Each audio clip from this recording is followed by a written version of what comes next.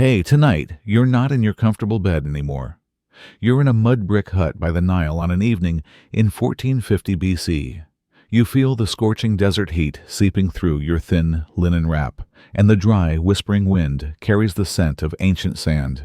You raise a hand to wipe your brow, feeling the grit of the dust already clinging to your skin. Your hand presses the rough linen damp with sweat against your skin. Did you know that ancient Egyptian women's fashion wasn't just about looking good? Their clothing was a powerful language, revealing their social status beliefs and even their struggles. Forget the Hollywood glamour. Prepare to unravel the hidden stories behind their stunning outfits and the brutal reality sewn into every fiber. And if you like these strange, quiet dives into the past, maybe hit subscribe. It means more than you know. Now dim the lights. Let your body sink into the mattress. Maybe turn on a fan. You're not in control. You're in history. And history doesn't care if you're cold. It doesn't care if you're beautiful. It doesn't care if you're clean. You open your eyes, and the first thing you feel is the scorching heat engulfing your reed hut. There are no curtains, no fans, just the raw, unforgiving heat of the desert baking everything, including you, by breakfast. You're lying on a straw mat with a linen sheet that's more suggestion than protection. You feel something scuttling beneath your hand on the mat. The refreshing Nile breeze you were promised in all those travel documentaries. Yeah, it's gone. Probably died sometime around 800 BC. By the time you stumble outside, the temperature is already flirting with 32 degrees C. And it's not even mid-morning. The sun doesn't just shine in ancient Egypt, it attacks. Your home is a simple mud brick or rough stone hut with small windows and no glass. There are only wooden shutters to keep out the goats and perhaps some breeze if the gods are feeling generous. Forget privacy, unless you count the corner where the family goat doesn't sleep. Your straw mat is half rotted, stuffed with bugs and hay that smells like a barn floor, because it was a barn floor a few months ago. No memory foam, no soft pillows, and definitely no fine cotton sheets. Just a rough wool blanket that hasn't been washed since last winter, and now weighs roughly as much as a small cow from accumulated grime. The smell? Oh, it's a fragrant symphony. A subtle blend of stale beer, human sweat goat, and something you pray isn't mold. But deep down, you suspect it is. Scented candles haven't been invented, and even if they were, they just melt on your dirt floor. You try to stretch, but immediately regret it, because the air is freezing, and your joints ache. You're 22 years old, which in ancient terms is roughly middle-aged. Your spine creaks like an old wooden door, and your knees sound like a bag of rocks being shaken by a confused peasant. As night falls, you hear the distant buzzing of mosquitoes, a neighbor's faint cough, and the quiet crackle of dying embers. Manage to crawl out of your ancient hay pile of horrors. Congrats. Now nature calls. And it's not calling politely. It's screaming. Here's the part where you start missing the modern bathroom. There's no toilet, no seat, no paper, no flush. You've done your morning business and managed not to fall into a gutter or get seized by authorities. Impressive. Now it's time for breakfast, the most important meal of the day, unless you're ancient Egyptian, in which case it's more of a grim formality before work and misery. Welcome to your daily fare, likely just rough bread and thick beer. Forget exotic drinks. Ancient Egyptians didn't have coffee or tea in the modern sense. No eggs, no bacon, no sweet pastries, and certainly no milk lattes. Breakfast is not meant to be satisfying. It's meant to merely sustain you. Your bread is likely made from emmer wheat or barley, dense, coarse, and often as tough as a leather sandal. It's baked in clay ovens, often with sand mixed in from the grinding stones, so expect a gritty texture. Your hands pick up the rough loaf feeling its weight, and you break it like stone preparing to chew through the grit. The beer is thick, cloudy, and lukewarm, more a liquid porridge than a clear beverage. It's packed with calories and vaguely fermented, a kind of ancient smoothie with the faint taste of sour cereal and survival. Even children drink it, not to be reckless, but because the brewing process boils the water, making it safer than the often contaminated Nile. There's no kitchen in your hut, so you eat this meal standing in the dusty street or squatting beside a public fountain alongside other equally unenthused citizens, gnawing on your bread like flavorless bark. If you're fortunate, perhaps an onion or a few dried dates accompany your carb and foam combo. Protein. Only if someone managed to catch a fish and didn't immediately consume it raw. As your hand brings the rock-like loaf to your mouth, flies buzz around you, like it's a buffet, because it is, for them. And your body is on the menu too. You swat at them with one hand, hold your cup with the other, and try not to dwell on the fact that this is likely the best meal you'll have today. In ancient Egypt, religion isn't just a weekend activity. It's the operating system for everything. Your job, your diet, your hygiene routine, your bedtime rituals, all dictated by gods who seem to have very specific opinions. First, understand this. The gods are everywhere. Your town has temples to a dozen different deities, each responsible for some vital function. There's Ra, who pilots the sun across the sky like it's a divine Uber. Thoth, the ibis-headed god of wisdom, is in charge of scribes and moon calendars. Sobek, part crocodile, part nightmare fuel, guards the Nile. And Bastet, the cat goddess, basically runs public relations. Forget personal freedom. Your daily routine revolves around pleasing them. Wake up, thank Ra, spill some beer, apologize to Hathor, stub your toe, curse quietly, or risk attracting a spirit with a grudge. Before meals, you lift your hands to offer a bit of food to the gods. Around your neck, you feel the familiar weight of an amulet, a silent prayer for protection. You kiss the amulet on your chest, just in case. Before bed, you pray that Set God of Chaos doesn't toss your house into existential disarray overnight. Even funerals are multi-day affairs where the deceased must pass tests, avoid demons, and prove they were morally decent or risk eternal erasure. Speaking of the afterlife, ancient Egyptians took it very seriously. You don't just die and move on. You must pass a judgment process involving your heart being weighed against a feather of truth. If your heart's heavier because of lies, cruelty, or maybe stealing someone's goat, you're eaten by Ammit, a creature with the head of a crocodile, the body of a lion, and the legs of your worst nightmare. So yes, even in death, you're still on probation. But here's the twist. This complex belief system isn't depressing. It's comforting. Egyptians believed life was part of a cosmic balance. And if you followed the rituals and upheld Ma'at, the principle of truth and order, you had a chance at a peaceful eternity, complete with food, family, and maybe a boat. You've had your gritty bread, your chunky beer, and just enough rest to call yourself functional. Now it's time to work. And trust me, ancient Egyptian labor makes modern burnout look like a spa day. Unless you're a scribe, priest, or royalty, which, let's be honest, you're not, your job is pure muscle and dust. No air-conditioned cubicle, no coffee breaks, no ergonomic chairs, just sweat, sand, and a constant risk of collapsing before noon. If you're a farmer, you'll be ankle-deep in Nile mud by sunrise, yanking weeds or planting barley under the eye of an overseer whose hobby seems to be yelling. You use wooden plows, crude sickles, and your bare hands. If your back hurts, congratulations. That means it's working. If you're a laborer, things get even more biblical. Imagine hauling multi-ton stones for temple construction under a blazing sun, while barefoot up ramps made of gravel and prayer. There's no safety official here. You trip, that's a broken ankle, and a shrug from the foreman. Working on tombs, that's another level of grind. You're hammering limestone, chiseling out burial chambers for people who will get to rest longer than you ever will. And if you mess up a pharaoh's tomb, let's just say job security might involve a sealed chamber and a curse. And if you're a woman, you're not off the hook. Domestic work is also physical labor. Grinding grain, hauling water, weaving linen, caring for kids, and still helping in the fields. Your break is when the baby naps for 7 minutes. While you prepare dinner, you eat on the go. You wipe sweat with your tunic. You keep moving because slowing down means falling behind. And falling behind means someone else gets your grain quota, and you get the blame. There's no clocking out. The sun is your supervisor.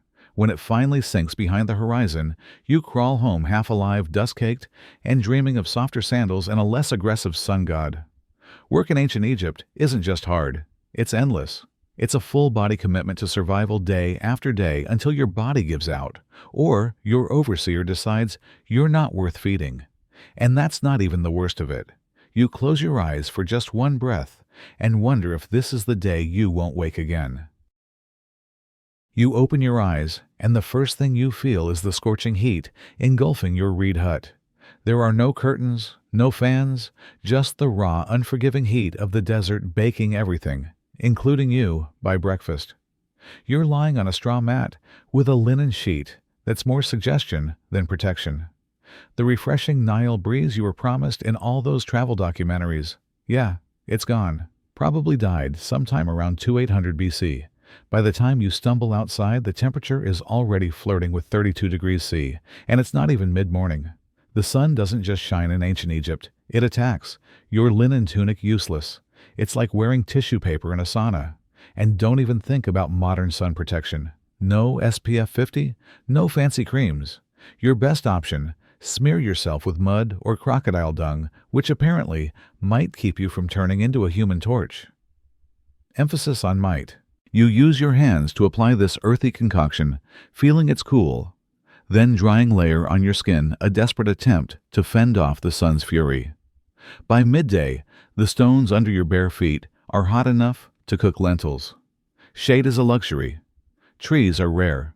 You might get a little relief hiding behind a mud brick wall, but even that wall is sweating by now. You, on the other hand, look like someone threw you into a clay oven and forgot to set a timer. And you better not complain. Ra, the sun god, is watching. And in ancient Egypt, the sun wasn't just weather. It was divine authority.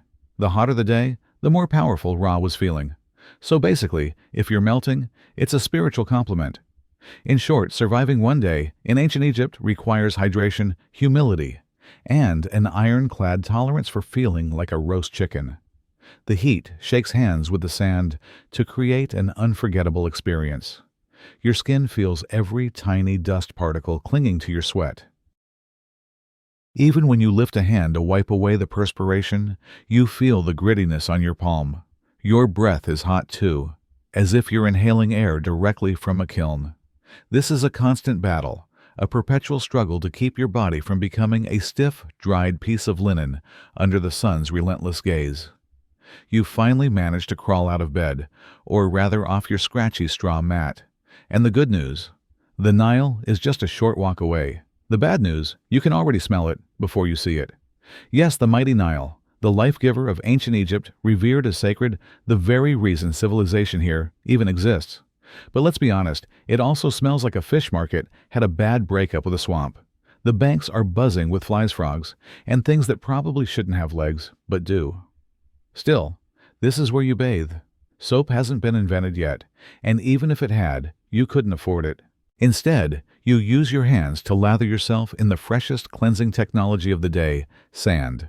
That's right, exfoliation the Egyptian way. You scrub your hands down with coarse grains and call it skincare. It's like nature's sandpaper, but less effective. Washing clothes. Also done in the Nile. And by washing we mean your hands vigorously pounding them against rocks while praying that a crocodile doesn't mistake your laundry for a tasty midday snack. Oh, and just to make things more fun, let's not forget the occasional sewage runoff from upstream. Remember, people, livestock, and the occasional funeral boat all share this river. And yet, somehow this is considered clean.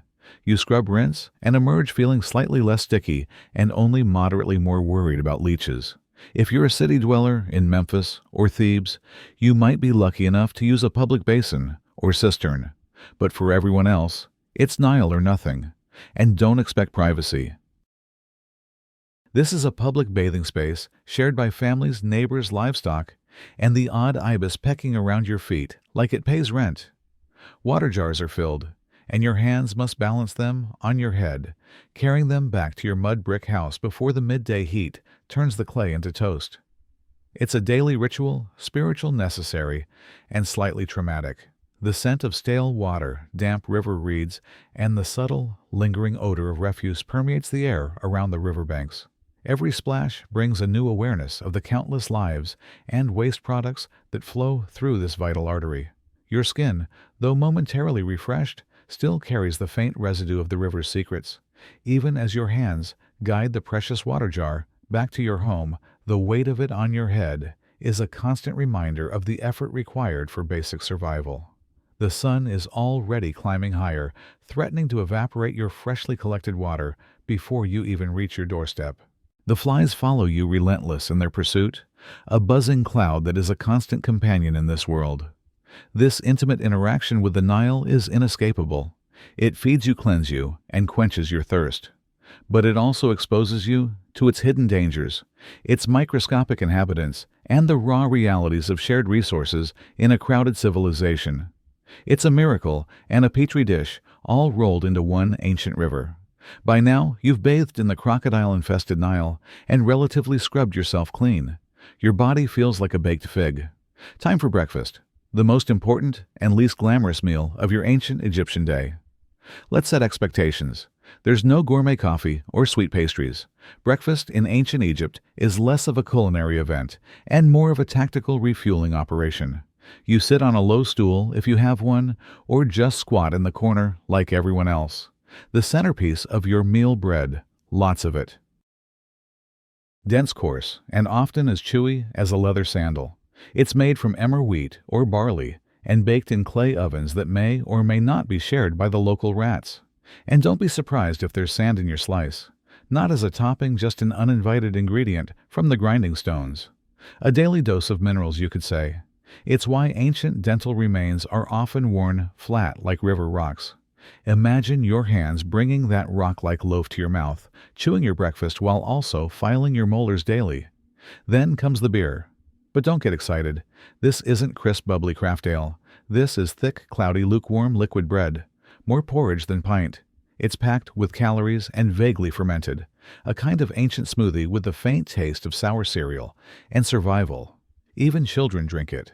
Not to be reckless, but because the brewing process boils out the parasites, unlike the Nile, which we just discussed, is basically a petri dish.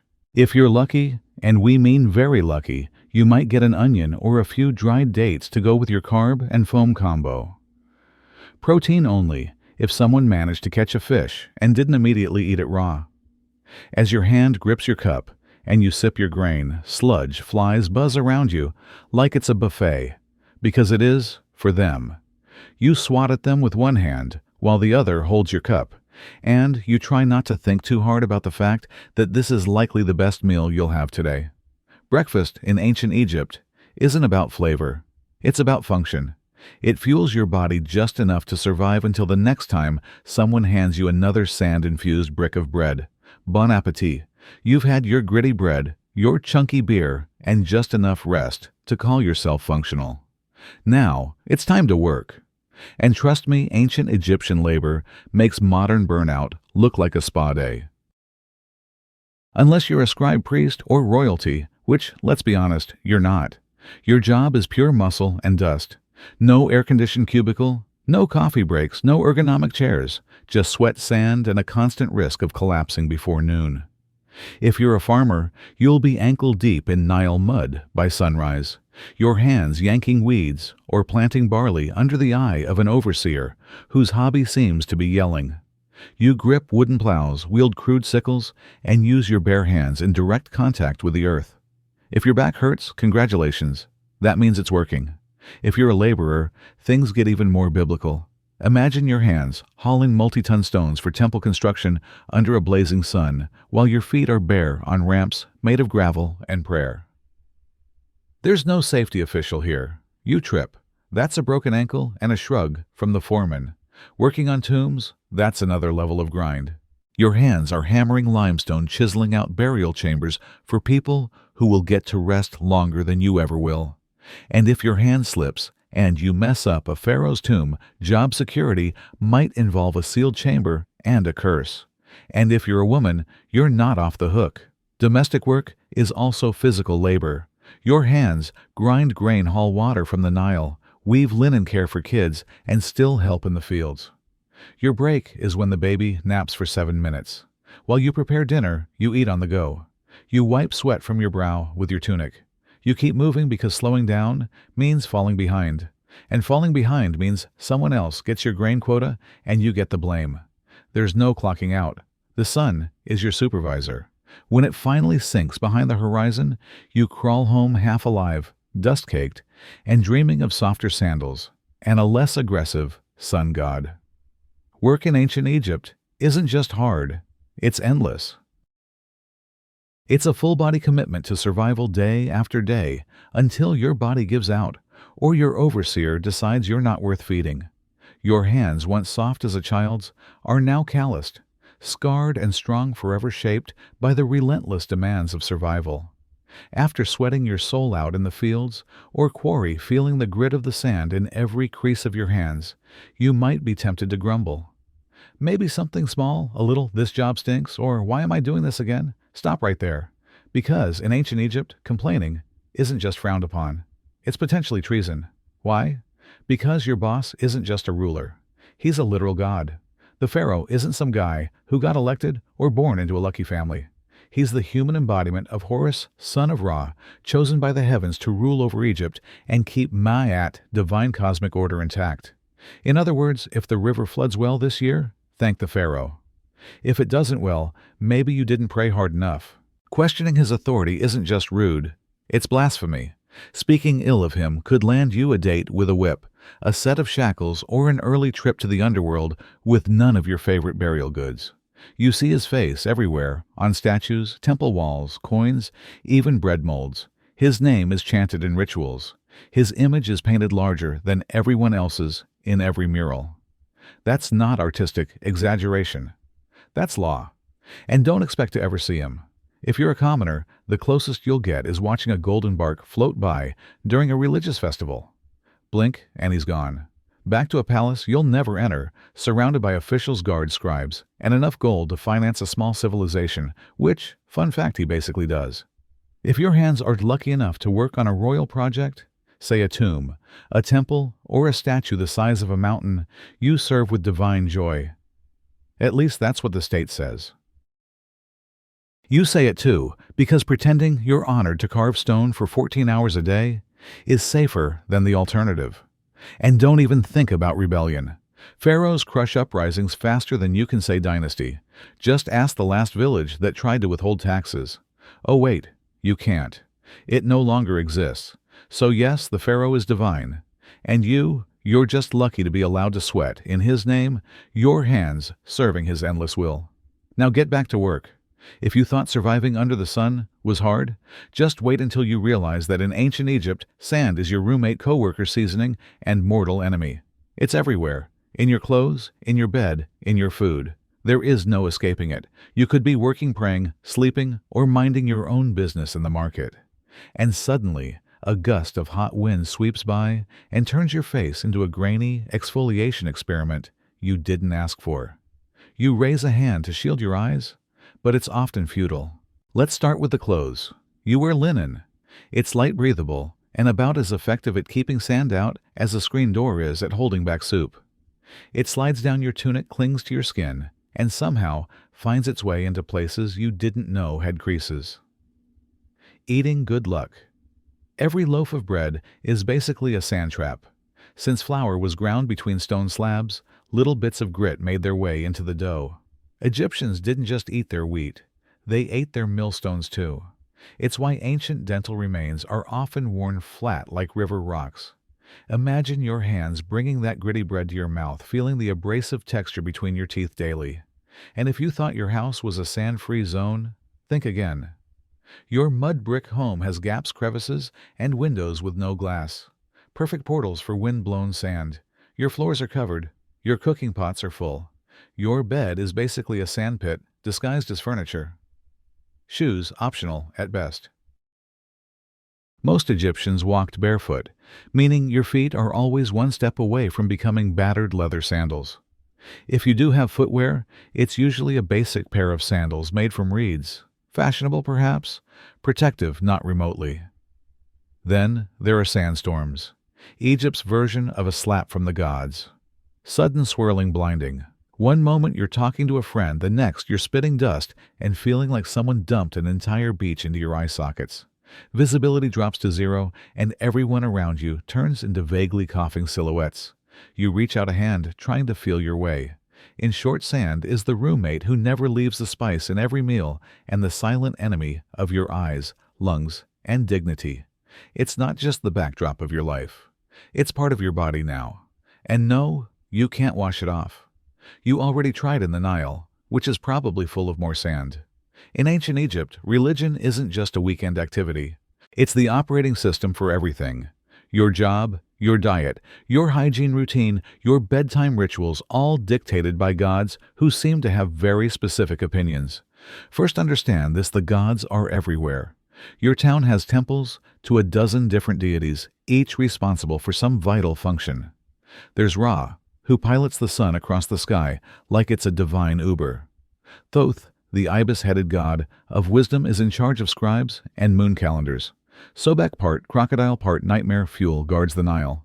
And Bastet, the cat goddess, basically runs public relations. Forget personal freedom. Your daily routine revolves around pleasing them.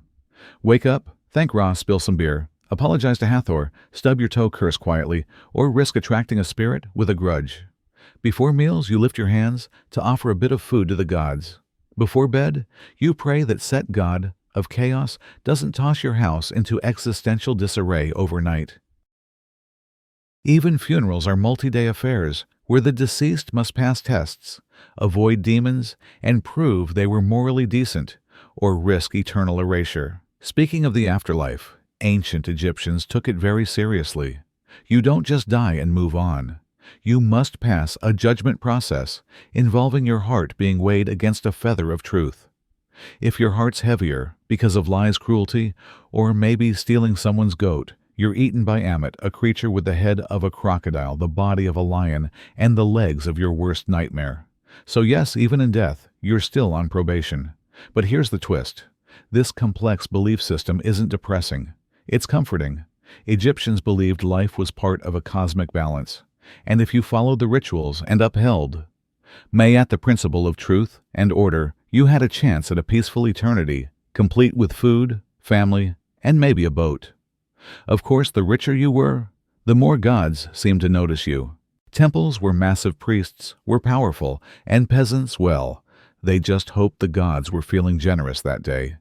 Your hands worked tirelessly, offering what little you have, hoping for favor. Because in ancient Egypt, faith isn't optional. It's your job description, your insurance plan, and your travel itinerary for the next life. So you've stepped on something sharp, got bit by something weird, or caught something contagious, which in ancient Egypt is basically Tuesday. Time to seek medical care. Just don't expect a waiting room or a sterile environment. You're about to be healed with a combination of spells, herbs, and sheer optimism. First, you'll be taken to a doctor. And to be fair, they were some of the most advanced in the ancient world. They had surgical tools, medical texts, and a decent understanding of anatomy. But here's the catch. Science in ancient Egypt always came with a heavy dose of magic. You're given a poultice made of honey, moldy bread, and crushed herbs. Honey actually is antibacterial, and mold has early penicillin properties, so it works sort of. But before applying it, the healer will chant a protective spell just to be safe, because you never know when your stomach cramps are actually the result of a spiteful ghost or an angry god. Your hands might instinctively reach for a protective amulet. Have a headache. You might get a dose of crushed onions rubbed into your scalp while someone recites a hymn to Thoth. Stomachache, let's use your hands to smear cow dung mixed with dates on your chest and see what happens. Eye infection, time for a paste of lizard blood ochre and beer plus a prayer to Horus. Surgery. It did happen sometimes. Abscesses were drained, bones were set, and wounds were stitched with linen thread. But there's no anesthesia. Just a sharp knife and a friend to hold your shoulders down with firm hands while you scream into a mud brick pillow. Dentistry. Not great. Remember all that sand in the bread. Your teeth are worn down by your 20s. If one gets infected, your options are 1, live with it, 2, die from it, or 3, use a rough hand to have it pulled with something resembling pliers made by a blacksmith with low standards. And let's not forget the amulets. Whether you're giving birth, getting stitched up, or just sneezing too loud, a good doctor-priest will probably tie a charm around your neck, just in case the real issue is an invisible serpent spirit coiled around your spleen. So yes, Egyptian medicine had its moments, but mostly you'd better believe in the gods, because your Band-Aid is literally a prayer. Here's a plot twist most people don't expect. Ancient Egyptian women had more rights than many women in later civilizations. They could own property, run businesses, file for divorce, and even take a man to court. Sounds progressive, right? But before you pack your bags for a time-traveling girl boss vacation, hold up. Because while the legal status might impress you, the day-to-day reality, not so glamorous. If you're a woman in ancient Egypt, you probably wake up before sunrise. You're grinding grain by hand using a giant flat stone that chews through both wheat and your spine. Then, it's off to haul water with your hands, from the Nile, cook breakfast, care for children, manage the household, feed animals, and if needed help in the fields. You're a one-woman workforce in linen. There's no me time, no spa days, and definitely no paid maternity leave. Childbirth is risky and painful. Midwives are helpful, sure, but there are no epidurals, no disinfectant, and no push playlists featuring relaxing harps. You give birth in a hot room with incense prayers, and hopefully not too much bleeding. Your hands clutch at the straw mat. Let's talk fashion. Linen dresses are light and breathable, but there's no underwear and no shoes. The sun scorches your skin, the sand grinds into everything, and the bugs think you're an all-you-can-eat buffet. Want makeup? Great. Egyptian women did wear cosmetics, but it's lead-based and applied with sticks that look suspiciously like toothpicks. Your hands carefully apply the kohl. Now, if you're lucky enough to be born into a wealthy family, things are better. Your hands might manage estate accounts, or you might become a priestess. If you're born royal, you could even become pharaoh, like Hatshepsut or Cleopatra, who ruled with brilliance and terrifying eyeliner. But if you're poor, your status may be legal, but your reality is physical. Your hands work, your body sweats, bends, carries births, buries, and prays. You're not chained by law, but by survival. Still, Egyptian women had agency, and that mattered. They could speak in court, keep their inheritance, and didn't become property when they married. Compared to many ancient societies, that's huge. So yes, Egyptian women had rights, but comfort. That's reserved for statues and goddesses, not the woman elbow-deep in dough while swatting flies off a toddler. You've survived another blistering Egyptian day, your hands raw, from hauling bricks, dodging sandstorms, and praying your linen doesn't disintegrate mid-task. But in ancient Egypt, survival is always temporary, because no matter how tough you are, you probably won't live past 35. Let's break it down. If you make it past childhood, which is already an achievement, considering infant mortality rates were sky high, you're thrust straight into adulthood by age 13. Marriage work and child rearing all start early, because honestly, you're running out of time. You might die from heat stroke, or an infected cut, or childbirth, or crocodiles, or scorpion stings, or bad bread. And forget antibiotics. If you get a fever, the best treatment is honey herbs, and hoping the gods don't have other plans for your soul. But here's the twist. Egyptians weren't scared of death. They planned for it. In fact, they planned for it better than most people plan for retirement today. If you're rich, you commission a tomb, the ancient version of a 5-star eternity suite. Your hands begin saving up grave goods, jewelry, food offerings, perfumes, statues, even tiny servant dolls called shabtis to do your chores in the afterlife. Think of them as spiritual interns who work while you nap forever. Your body is embalmed, wrapped in linen, stuffed with natron natural salt, and tucked neatly into a painted sarcophagus. You're buried with a copy of the Book of the Dead, which is less about doom and more like a mystical travel guide, complete with passwords for the afterlife spells to confuse demons and instructions for not getting eaten by soul-devouring monsters. If you're poor, well, your tomb is likely a shallow pit in the sand. Your body is wrapped in whatever fabric your family can spare. Perhaps your loved one's hands place a pot or two nearby and then cover you with earth. No murals, no golden mask, just you and the wind. But even the poorest Egyptians held on to the dream of the afterlife, a peaceful, fertile paradise called the Field of Reeds, where you farm without sweat, eat without hunger, and sail the Nile forever under gentle sunlight.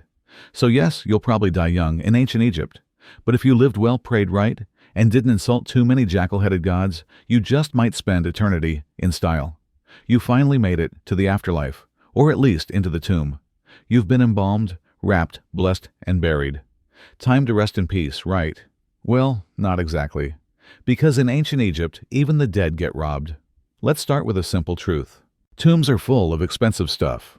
Gold amulets, jewelry, perfumed oils, carved statues, chests full of linens, and for pharaohs, literal boatloads of treasure, all intended to be taken into the afterlife. But treasure in a tomb is basically an open invitation for someone with a chisel and bad intentions. Tomb robbery was so common that it became a full-time problem. Pharaohs tried to fight it by hiding their tombs deep in cliffs, locking them behind trapdoors, and scrawling terrifying curses on the walls.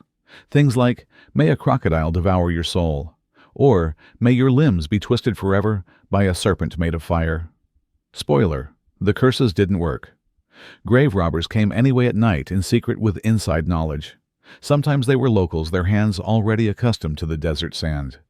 Sometimes they were corrupt workers who helped build the tombs, their hands now turning against what they once created. In some cases, even priests and guards were in on it, their hands accepting bribes, and the punishment for getting caught severe. Think public beatings, mutilation, exile, or death. But, considering how valuable tomb goods were, especially gold and rare incense, the risk often seemed worth it. After all, the dead don't fight back. But it's not just the wealthy who got robbed. Even commoners' graves were disturbed. Poorer Egyptians might have been buried with a small pot of beer or a loaf of bread for the afterlife. That was still worth stealing. Food was scarce, tools were valuable, and linen was currency. The irony: tomb robbing wasn't just about greed. Sometimes it was about survival. Egypt went through famines, political collapse, and invasions. A hungry worker might use their bare hands to break into a tomb, not for treasure, but for food. And when your children are starving, a few funeral offerings look less like sacred objects and more like dinner. So in ancient Egypt, you're not safe just because you're dead. Your tomb can be looted, your name erased, and your mummy unwrapped by some desperate soul with a pickaxe and poor moral judgment. Rest in peace. Only if no one knows where your final resting hands are buried. We've all seen them. Those majestic, mysterious carvings on the walls of temples and tombs. Birds' eyes, snakes, lotus flowers, men walking sideways like they're on a fashion runway. Ancient Egyptian hieroglyphs. Visually stunning and insanely difficult to learn. Sure, they look cool, but try reading them. Hieroglyphs weren't just decorative art. They were a full-blown writing system with over 700 characters and growing. Some symbols represent entire words, others are sounds, and many are determinatives, which clarify meaning. Because writing the word star with an actual star symbol might be too straightforward. And don't expect spaces or punctuation. Ancient Egyptian writing was basically one long, beautiful riddle, with artistic flair, 0 vowels, and a deep need for context. Oh, and it can be written left to right, right to left, or top to bottom, depending on what the scribe felt like that day. The trick: look at which way the birds or people are facing. That's your reading direction. If they're facing right, read right. Facing left, read left. And if they're upside down, good luck. Learning to write hieroglyphs wasn't for commoners. Literacy was rare. Maybe 1% of the population could actually read and write. If you wanted in, you had to become a scribe, which meant years of intense education, starting as a child. You'd memorize hundreds of symbols, copy endless scrolls, and practice so much that your hand probably curled into a claw by age 15. But the payoff? Huge. Scribes were respected, well-fed, and never made to haul bricks with their hands under the sun. Instead, they wrote tax records, court documents, letters, and religious texts. They were essential to society and protected from most manual labor. In a world where writing was power, scribes ruled quietly from the shadows. For the rest of the population, though writing was something magical. Literally, hieroglyphs were believed to have sacred power. Writing someone's name preserved their soul. Erasing it, total spiritual annihilation. So yeah, spelling really mattered. If your hand slipped while carving a name, it could doom a soul. While hieroglyphs may look like ancient emojis, they're more like a linguistic Rubik's Cube, wrapped in myth, math, and mystery. Beautiful, yes. Easy to learn? Absolutely not. If there's one small mercy in ancient Egypt, it's this linen. Blessed, breathable linen. Your entire wardrobe, and everyone else's, is made from this plant-based fabric. It's light, cool, and lets your skin breathe in the scorching heat. That's the good news. The bad news: that's pretty much where the comfort ends. Whether you're a farmer, builder, priest, or vendor, You're wearing the same outfit every day. For men, a short white kilt or loincloth. For women, a straight sleeveless linen dress, sometimes held up by straps, sometimes not. If you're upper class, you might have pleats or beads or fancy patterns. If you're not, it's plain white or slightly grayish, depending on how long it's been since laundry day. Oh, and laundry day. Your hands scrubbing your clothes in the Nile while hoping a hippo doesn't emerge mid-rinse. Most people go barefoot. Sandals made from woven reeds or leather are reserved for special occasions or temple priests. So unless you're royalty, expect to spend your days with hot sand between your toes and possibly a sharp rock in your heel. Your feet are your constant connection to the harsh earth. Accessories. Absolutely, but mostly functional. Amulets for protection, necklaces to show status, and eye makeup made from powdered malachite coal, which wasn't just for fashion. It helped reduce glare from the sun and supposedly warded off infections. Yes, even eyeliner had a job in ancient Egypt. Your hands carefully apply the coal. But no matter how well you dress, the bugs don't care. Flies, gnats, mosquitoes. They treat your airy outfit as an invitation. You're walking through the day swatting, constantly rubbing on perfumed oils with your hands and praying that your linen doesn't stick to you like a wet curtain the moment the sun reaches full strength. And of course, your outfit doesn't change with the seasons, because Egypt doesn't really have seasons, just hot and slightly less hot. So your linen ensemble is basically your year-round uniform, whether it's 110 degrees Fahrenheit or a chilly 70 degrees Fahrenheit evening. So yes, Egyptian clothing was light, elegant, and far more comfortable than what Romans would wear later. But don't let the breezy outfits fool you, because no matter how floaty your tunic feels, your life is still heavy with labor heat, sand, and bugs that refuse to respect your personal space. You've survived another blistering Egyptian day, your hands raw from hauling bricks, dodging sandstorms, and praying your linen doesn't disintegrate mid-task.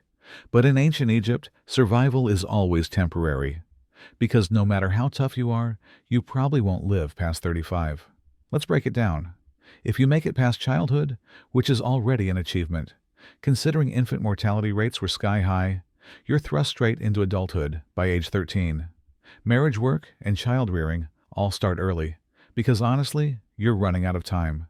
You might die from heat stroke or an infected cut or childbirth or crocodiles or scorpion stings or bad bread. And forget modern medicine. If you get a fever, the best treatment is honey herbs and hoping the gods don't have other plans for your soul. But here's the twist. Egyptians weren't scared of death. They planned for it. In fact, they planned for it better than most people plan for retirement today. You served a god king who could take your land with a decree, a climate that cooked your skin by noon, and a religion that required you to pass a literal divine test after death just to get into the good version of the afterlife. Let's also not forget the things you didn't have. No antibiotics, no advanced sun protection, no true privacy, no plumbing, no modern painkillers, and no easy escape. Once you were born into your class, that was it. No promotions, no career changes, no finding yourself. You were either a scribe, a farmer, a laborer, a mother, a servant, or dead. And yet, for all this, the ancient Egyptians weren't miserable. Your hands still found joy in carving, weaving, or tending to children. They believed deeply in their gods, their purpose, and the beauty of life. They loved music, dance, food, family, and festivals. They joked, they painted. They imagined eternity with enough clarity to build stone monuments that still stand today. But for a modern person, without your air conditioning, your filtered water, your pain relief, your comfortable shoes, and your smartphone, you'd fold before the second sandstorm hit. So no, you wouldn't last a day in ancient Egypt. But that's okay, because they lasted thousands of years. And maybe, just maybe, that's why we still talk about them. As a woman in ancient Egypt, your appearance was a reflection of your status, your piety, and your dedication to the ideals of beauty. Far from the natural hair and minimalist makeup often favored today, the elite women of Egypt embraced elaborate wigs and vibrant cosmetics as essential elements of their daily lives and spiritual practices. These weren't just about vanity. They were statements. Let's talk about wigs first. Made from human hair, plant fibers, or even wool, These wigs were meticulously crafted and often heavy. They weren't just a stylish accessory. They served practical purposes too, protecting the scalp from the relentless sun and keeping lice at bay, though they could harbor their own unwelcome guests. The complexity of a wig directly correlated with social status. A simple short bob might suffice for a commoner, but noble women and queens sported towering multi-layered constructions, sometimes adorned with gold rings, ribbons, or even miniature lotus flowers. These elaborate coiffures required hours of preparation and often the assistance of specialized servants whose hands would carefully arrange each strand. They also signified a life free from manual labor, as such intricate hairstyles would be impossible to maintain while toiling in the fields. Imagine the sheer weight on your head as your hands navigated a feast or a religious procession. Then came the cosmetics. Not just a dash of blush, but a full-fledged ritual of enhancement and protection. The most iconic was kohl, a dark pigment, often galena or malachite applied around the eyes. This wasn't merely for dramatic effect. It was believed to ward off evil spirits and protect the eyes from the harsh sun's glare, reducing the risk of eye infections. It also offered a cooling sensation, a small comfort in the oppressive heat. Women also used green malachite eyeshadow and various red ochres for lips and cheeks. These pigments were ground on palettes, mixed with oils or resins, and applied with sticks or fingers. The cosmetic container itself was often a work of art, made from alabaster ivory or wood, reflecting the owner's wealth. Your hands carefully selected the pigment. Perfumes and scented oils were also indispensable. Made from plants like frankincense, myrrh, lily, and rosé, these were not only used to smell pleasant, but also to moisturize the skin and protect it from dryness caused by the desert climate. Applied after bathing and before dressing, these oils were a vital part of the daily hygiene routine, combating the inevitable odors in a world without modern sanitation. For the wealthy, exotic perfumes imported from distant lands were a sign of immense luxury. You would reach out your hand to apply the fragrant oil. So while Hollywood might have glamorized the look, the reality was a blend of artistry, practicality, and deep cultural significance.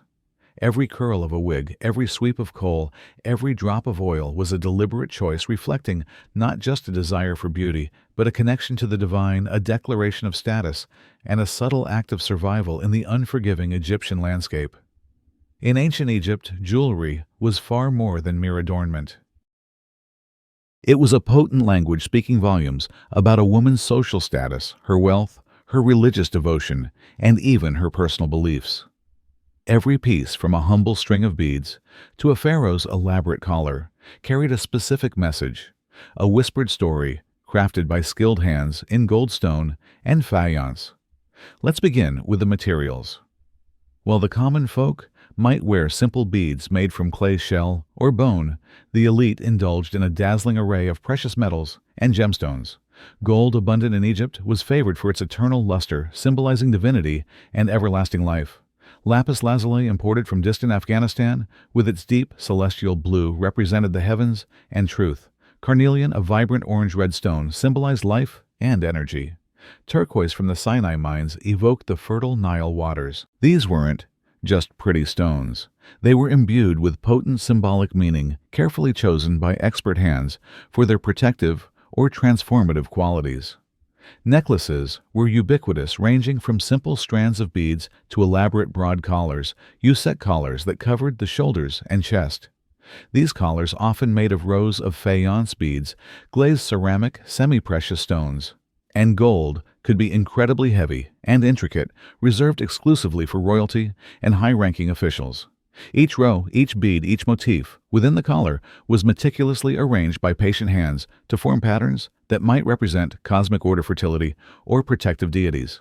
Imagine the delicate clinking sound as a noble woman moved her hands, occasionally adjusting the weight on her shoulders, each bead a tiny, sparkling testament to her wealth and connection to the divine. Bracelets and anklets were also popular, worn by women of all classes, though again, the materials differed. Simple copper or bronze for workers, intricately crafted gold, and silver for the wealthy. These were often decorated with charms or amulets, miniature representations of protective gods, like Be's protector of childbirth and household, or Tawara hippopotamus, goddess of childbirth. Even a humble bracelet fitted by careful hands could be a silent prayer, a tangible plea for divine favor. Earrings, while less common in the earliest periods, became more fashionable in the New Kingdom, often in the form of gold hoops or elaborate disc-shaped ornaments. Finger rings, sometimes featuring carved scarabs or hieroglyphs, served as personal seals and protective amulets. Even mirrors, often made of polished bronze or silver and held by beautifully carved handles, were considered luxury items, reflecting not only one's image, but also the divine radiance of the sun god Ra. A woman would raise her hand to admire herself in its polished surface. Jewelry was also a form of investment, easily transported and liquidated during times of hardship. But its primary function remained symbolic. A woman wearing a necklace with a TIW knot of Isis might be seeking protection and magical power. A ring with a scarab beetle could symbolize rebirth and regeneration. Every piece was a deliberate choice, an unspoken declaration of identity status and the wearer's intricate relationship with the sacred world around her. While we might imagine ancient Egyptians gracefully strolling in ornate sandals, the truth for most women was far simpler and far more connected to the unforgiving ground beneath their feet. For the vast majority of the population, walking was done barefoot, a daily reality that shaped their lives as much as their clothing. Imagine stepping out of your mud brick home in the early morning. Your feet feel the cool, then rapidly warming sand. Within hours, the sun will turn the earth into a searing, hot plate. Your bare feet are your direct connection to this reality. They feel the sharp pebbles, the occasional discarded piece of straw, or even a small shard of pottery. Every step is an intimate interaction with the landscape, a raw honesty that modern footwear has long erased. For practical purposes, going barefoot was often necessary for those working in the fields or near the river. Mud clung to sandals, making movement cumbersome and potentially dangerous. The simple freedom of bare feet allowed for better grip on uneven terrain and in the slippery mud of the Nile banks. It also meant one less possession to worry about, to buy, or to repair. In a society where resources were precious, shoes were often a luxury item, not a necessity. When sandals were worn, they were typically very basic, made from woven reeds, papyrus, or simple leather straps. These offered minimal protection from heat or sharp objects, acting more as a formal accessory than a durable piece of footwear. You might wear them for special occasions, such as religious festivals, important social gatherings, or when visiting a temple. Your hands would carefully fasten the straps. For royalty, and the wealthy sandals could be more elaborate, adorned with gold leaf, intricate patterns, or even semi-precious stones, becoming an extension of their luxurious attire. However, even these offered little practical comfort or support for long distances. The idea of proper arch support or cushioned soles was millennia away. Your feet developed calluses hardened by years of direct contact with the harsh environment. They were tools adapted to the demands of daily life. For women, especially those engaged in domestic chores or market activities, sure-footedness was essential. Their hands might carry heavy water jars, while their feet navigated uneven paths. So while you might dream of walking like an elegant noblewoman in delicate sandals, your feet would tell a different story, a story of resilience, of direct contact with the earth, of the daily grind lived barefoot under the scorching sun. Every crack, every scar, every hardened patch on your sole would be a testament to the thousands of steps taken across the sands, a silent chronicle of a life lived intimately with the ancient Egyptian land. If you imagine ancient Egyptian fashion as static, unchanging throughout its millennia of history, you'd be missing a fascinating story of subtle evolution. While the fundamental garment for women, the caliceres, or linen dress, remained a constant, its form, fit, and elegance shifted dramatically across the Old, Middle, and New Kingdoms, mirroring changes in society, culture, and external influences. In the Old Kingdom c. 2686-2181 BC, the caliceres was typically a very simple, tight-fitting sheath dress.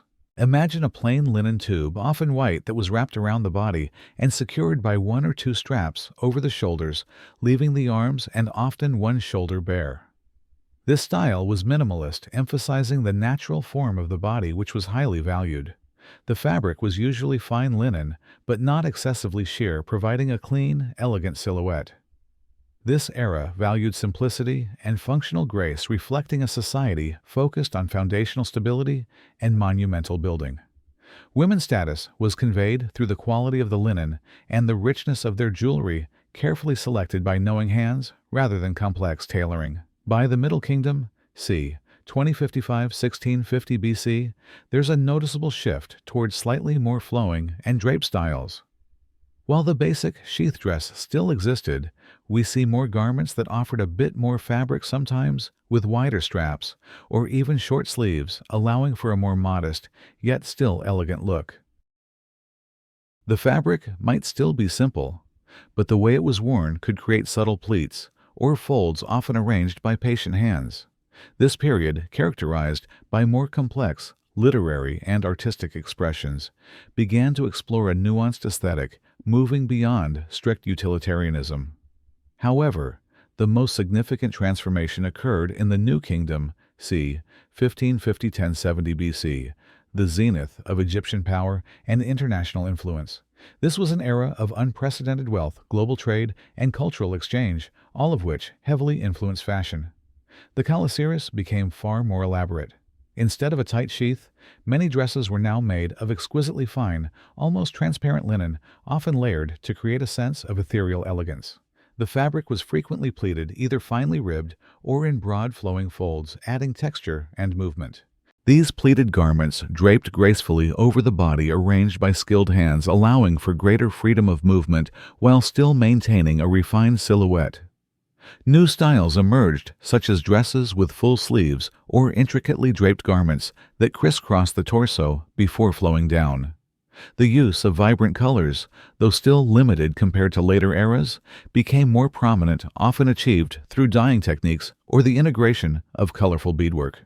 Imagine a noblewoman in a shimmering pleated white linen gown, perhaps with a deep red sash adorned with a broad beaded collar, carefully placed by attentive hands, reflecting the newfound opulence and sophistication of the empire. This shift wasn't just about aesthetics. It reflected a society that was more open to luxury, more conscious of international trends, and more eager to display its prosperity through visual splendor. The evolution of the calaceris tells a silent story of Egyptian history, woven into the very threads by generations of hands. While simplicity often defined ancient Egyptian fashion, a subtle yet profound artistry emerged in the form of pleated linen. This wasn't just about ironing clothes. It was a sophisticated technique that transformed flat fabric into a sculptural masterpiece, signaling status craftsmanship and a deep appreciation for refined aesthetics, all accomplished by dedicated hands. Imagine the sheer scale of the effort involved. Linen, once woven into a plain sheet, would undergo a meticulous process of pleating. Scholars believe various methods were used, dampening the fabric and pressing it between heavy, heated boards, or stretching it over a frame and carefully pinching and folding it, then securing it with starch-like substances from plant resins. The resulting pleats could be incredibly fine, almost like a rib texture, or broad and flowing, creating a dynamic interplay of light and shadow as the wearer moved. This intricate process was labor-intensive and required specialized skill, making pleated garments a luxury item accessible only to the wealthy elite, whose hands never had to know such toil.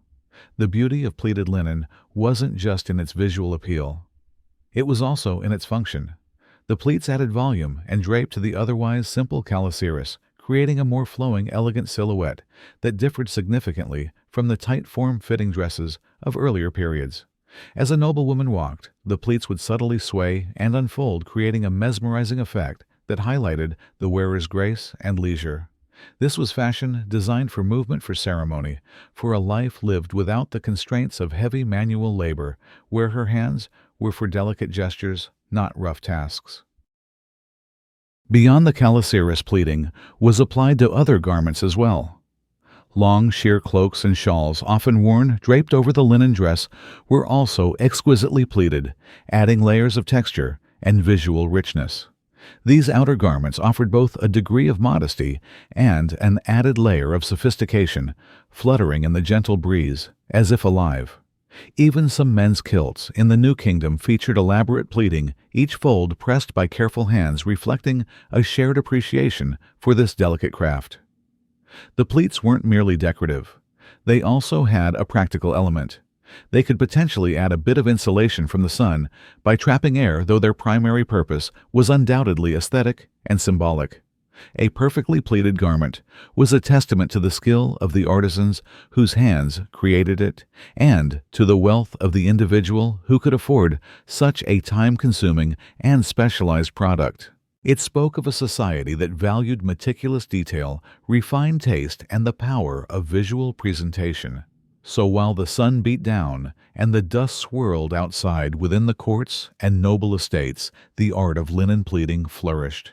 It was a silent conversation between artist and wearer, a declaration of elegance folded into every thread, transforming simple fabric into a symbol of a sophisticated world.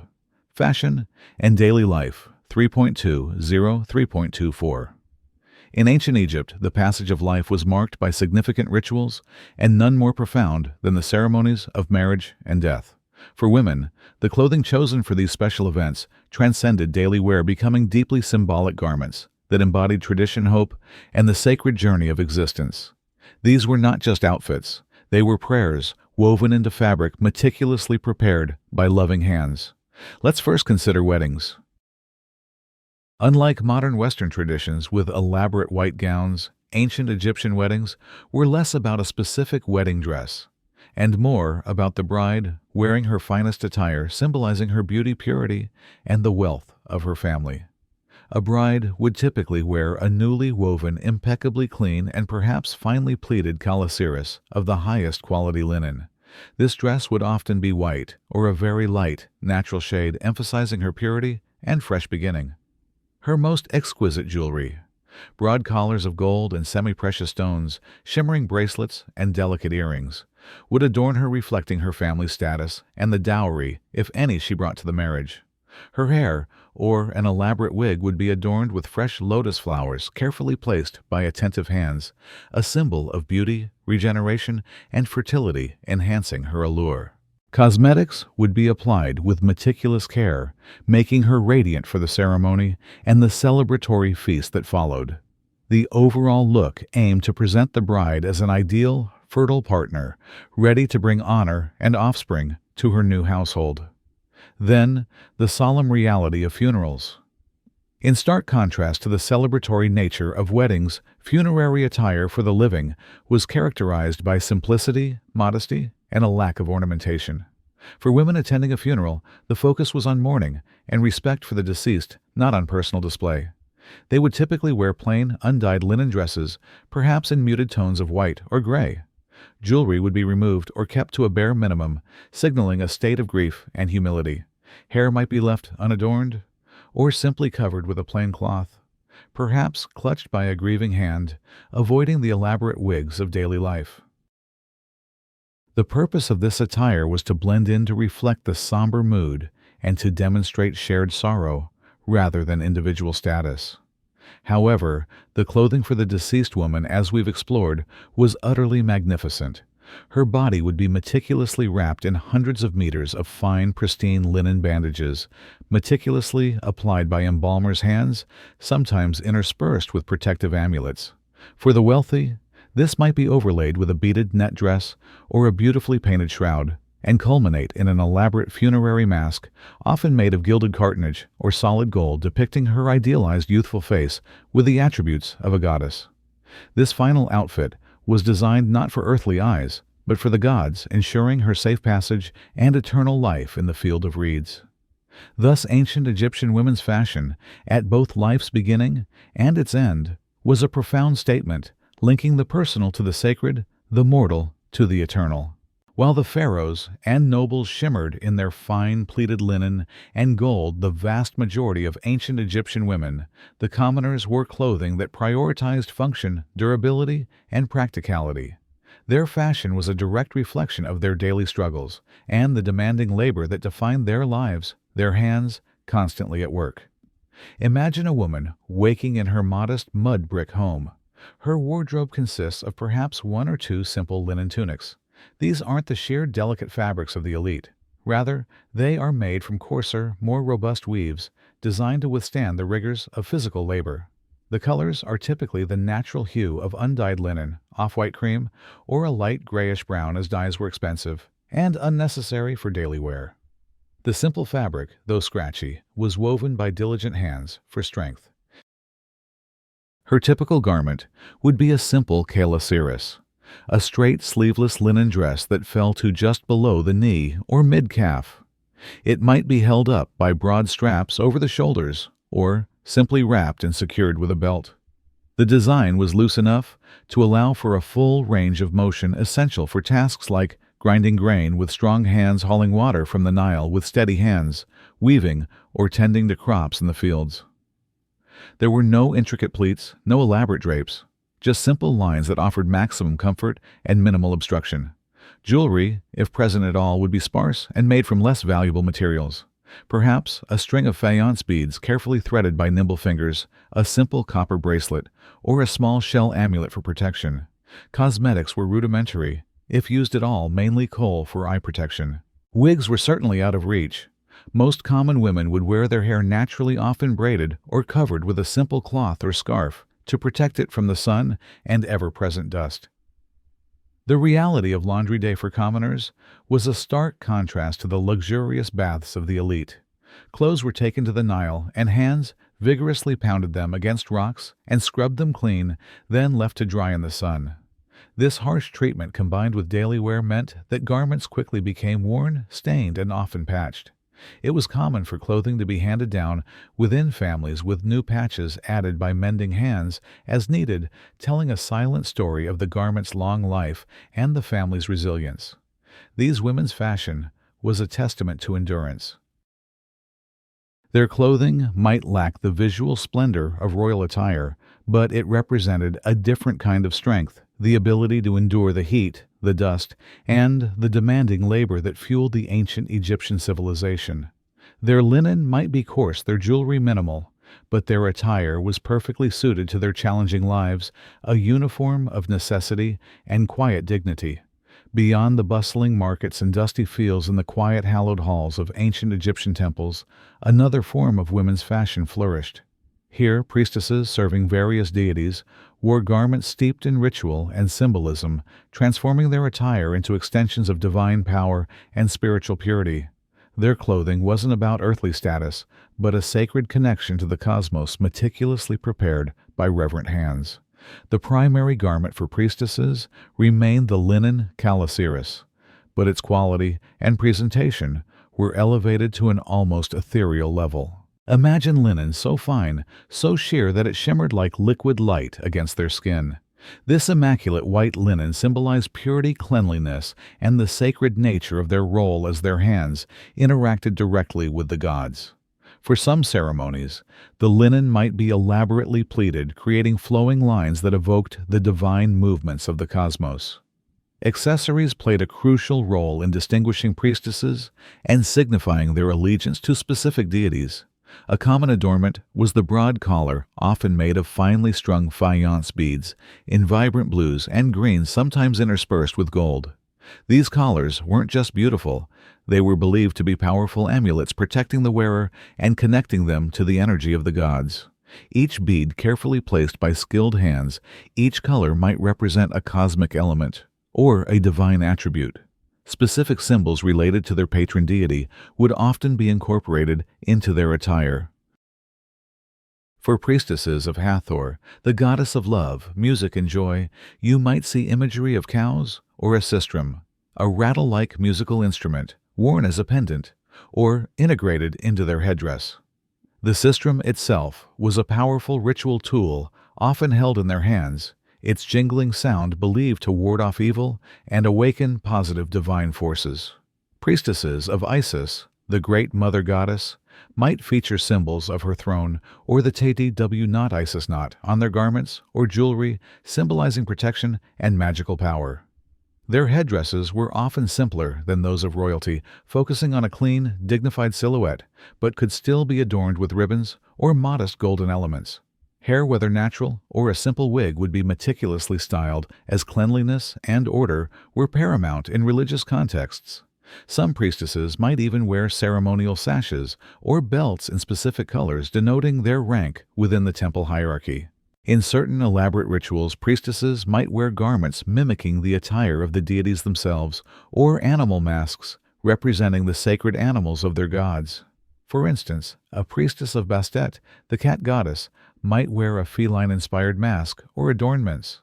These transform them into living embodiments of the divine, their hands performing sacred gestures, acting as conduits between the mortal and spiritual realms. Their very presence, cloaked in sacred linen and potent symbols, elevated the atmosphere of any ritual, making the unseen felt. In ancient Egypt, life revolved around the Nile and its annual agricultural cycles. And just as the river dictated the rhythms of planting and harvesting, it also subtly influenced the practical fashion choices of the women whose hands toiled in its fertile fields.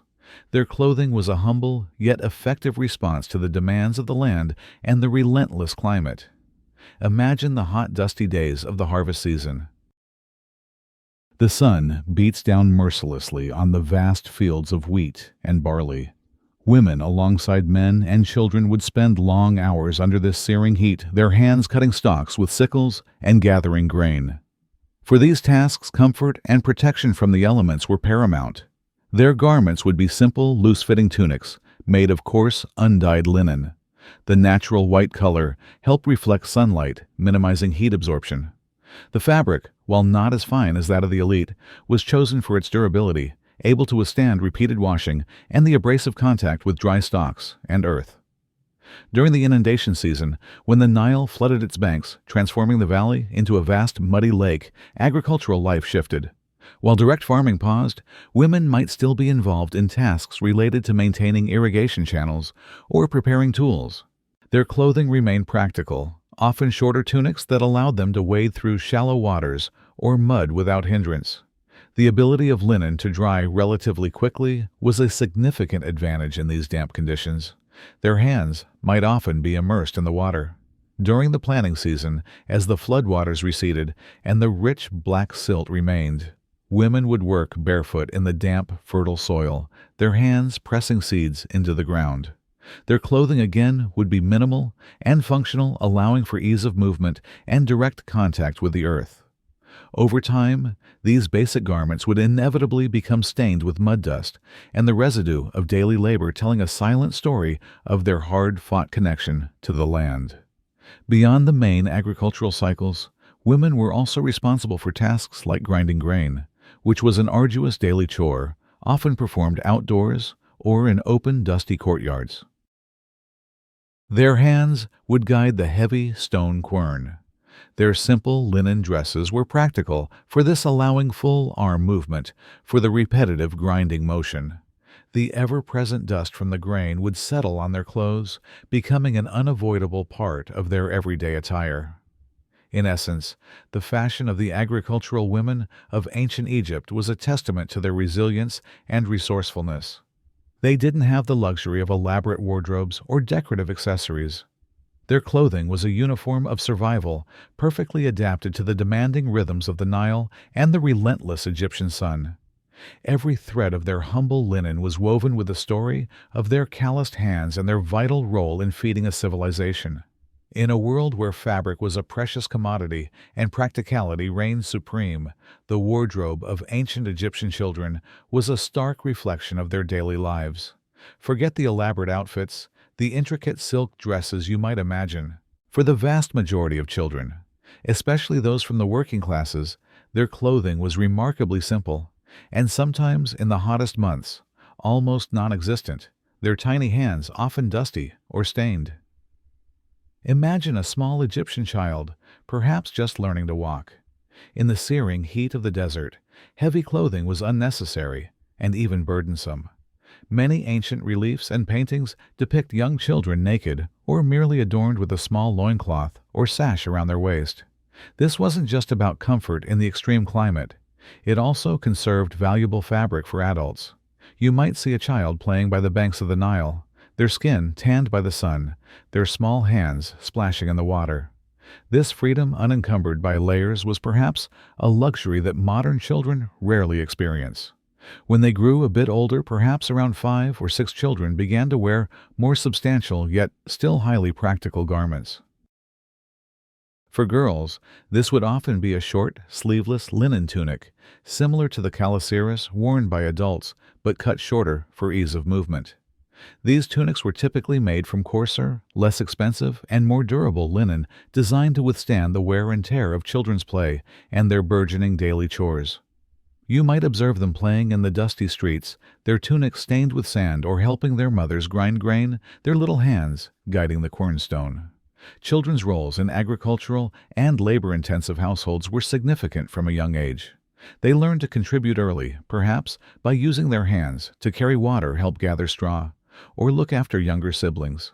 Their clothing was designed not to impede these necessary tasks. The simplicity also meant that washing and mending became easier, a crucial consideration for families who did not possess multiple changes of clothes. The garment was often inherited from older siblings, patched and repatched by mending hands until it could serve no more. During special occasions or cooler evenings, particularly in the brief winter months, children might be wrapped in an additional small linen cloak or a simple woolen shawl. But overall, durability and functionality were always prioritized. The life of an ancient Egyptian child was one inextricably linked to labor and adaptation, and their clothing was the clearest testament to this. They grew up amid sand, wind, and work, and their simple attire, often touched by their own industrious little hands, accompanied them through every demanding day, a silent chronicle of their early immersion into the rhythms of civilization. In a society where the family unit was at the very core of existence and resources were often scarce, fashion wasn't merely a matter of individual expression. It was a direct mirror reflecting the communal life, the bonds of kinship, and the practicalities of survival. Clothing was frequently passed down through generations, meticulously mended, and sometimes even the smallest scraps of fabric were shared, creating an unspoken narrative of interdependence and resourcefulness by familial hands. Imagine a typical ancient Egyptian household. A linen tunic, after the mother no longer fit into it, or it became too worn, might be carefully cut down and refitted for an elder daughter. When that garment in turn became too tattered, it could be transformed into smaller rags for cleaning, or even shredded for use as mummy wrappings or building material. Nothing went to waste. Every mend, every stitch added by patient hands was a sign of perseverance and economy. Your clothing didn't just tell your story, it told the story of your entire family, of the hands that had cared for it. The subtle differences in attire among family members could also reflect their roles and status within the household. The mother, often the linchpin of domestic management and household labor, might wear clothes that, while still simple linen, were perhaps more carefully maintained or of a slightly better weave, a subtle symbol of her diligent hands and authority within the home. The father, if a farmer, would have practical, durable loincloths for his field work. Children, as discussed, often wore very little, their small hands free for play or simple chores. Personal items, even small ones, like a simple copper bracelet or a string of faience beads, might be passed down through generations. A grandmother's necklace, once placed by her own hands around her neck, could be worn by the mother and then by the daughter, carrying with it memories and spiritual value. This practice not only expressed familial affection, but also served as a way to preserve assets in a society with limited material wealth. Each item, no matter how humble, was a thread in the family's enduring tapestry, touched by many hands over time. Even when it came to special occasions, the preparation of attire was often a collective family effort. Perhaps an elder sister would help a younger one meticulously pleat her dress for a ceremony, their hands working together. Or a mother might carefully embroider a few simple motifs onto her child's tunic to make it special. Fashion in ancient Egypt was a collective endeavor, a reflection of shared interdependence and enduring family values. Shared lives, shared resources, and shared narratives were all intricately woven into every piece of fabric they wore by many hands, contributing to the whole. In a harsh environment like ancient Egypt, where illness lurked unseen, and medical knowledge was rudimentary, clothing served not only as a matter of aesthetics or status, but as a crucial layer of protection for one's health. Though unaware of microbes, ancient Egyptians instinctively used their attire to guard against environmental harms, their hands often tending to these needs.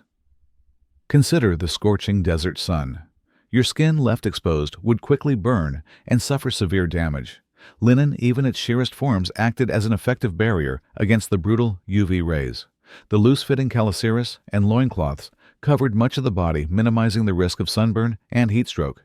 The natural white color of most linen also helped reflect sunlight, keeping the body cooler.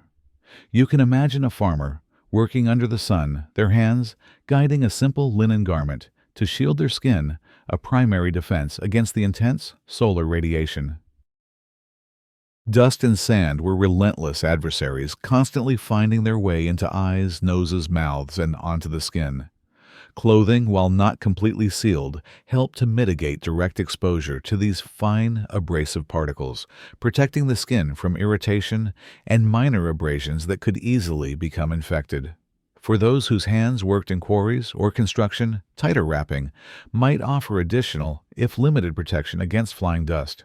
Furthermore, in a world lacking modern sanitation, where insects were an unavoidable companion, clothing also acted as a physical barrier. Flies, gnats, and mosquitoes could transmit diseases.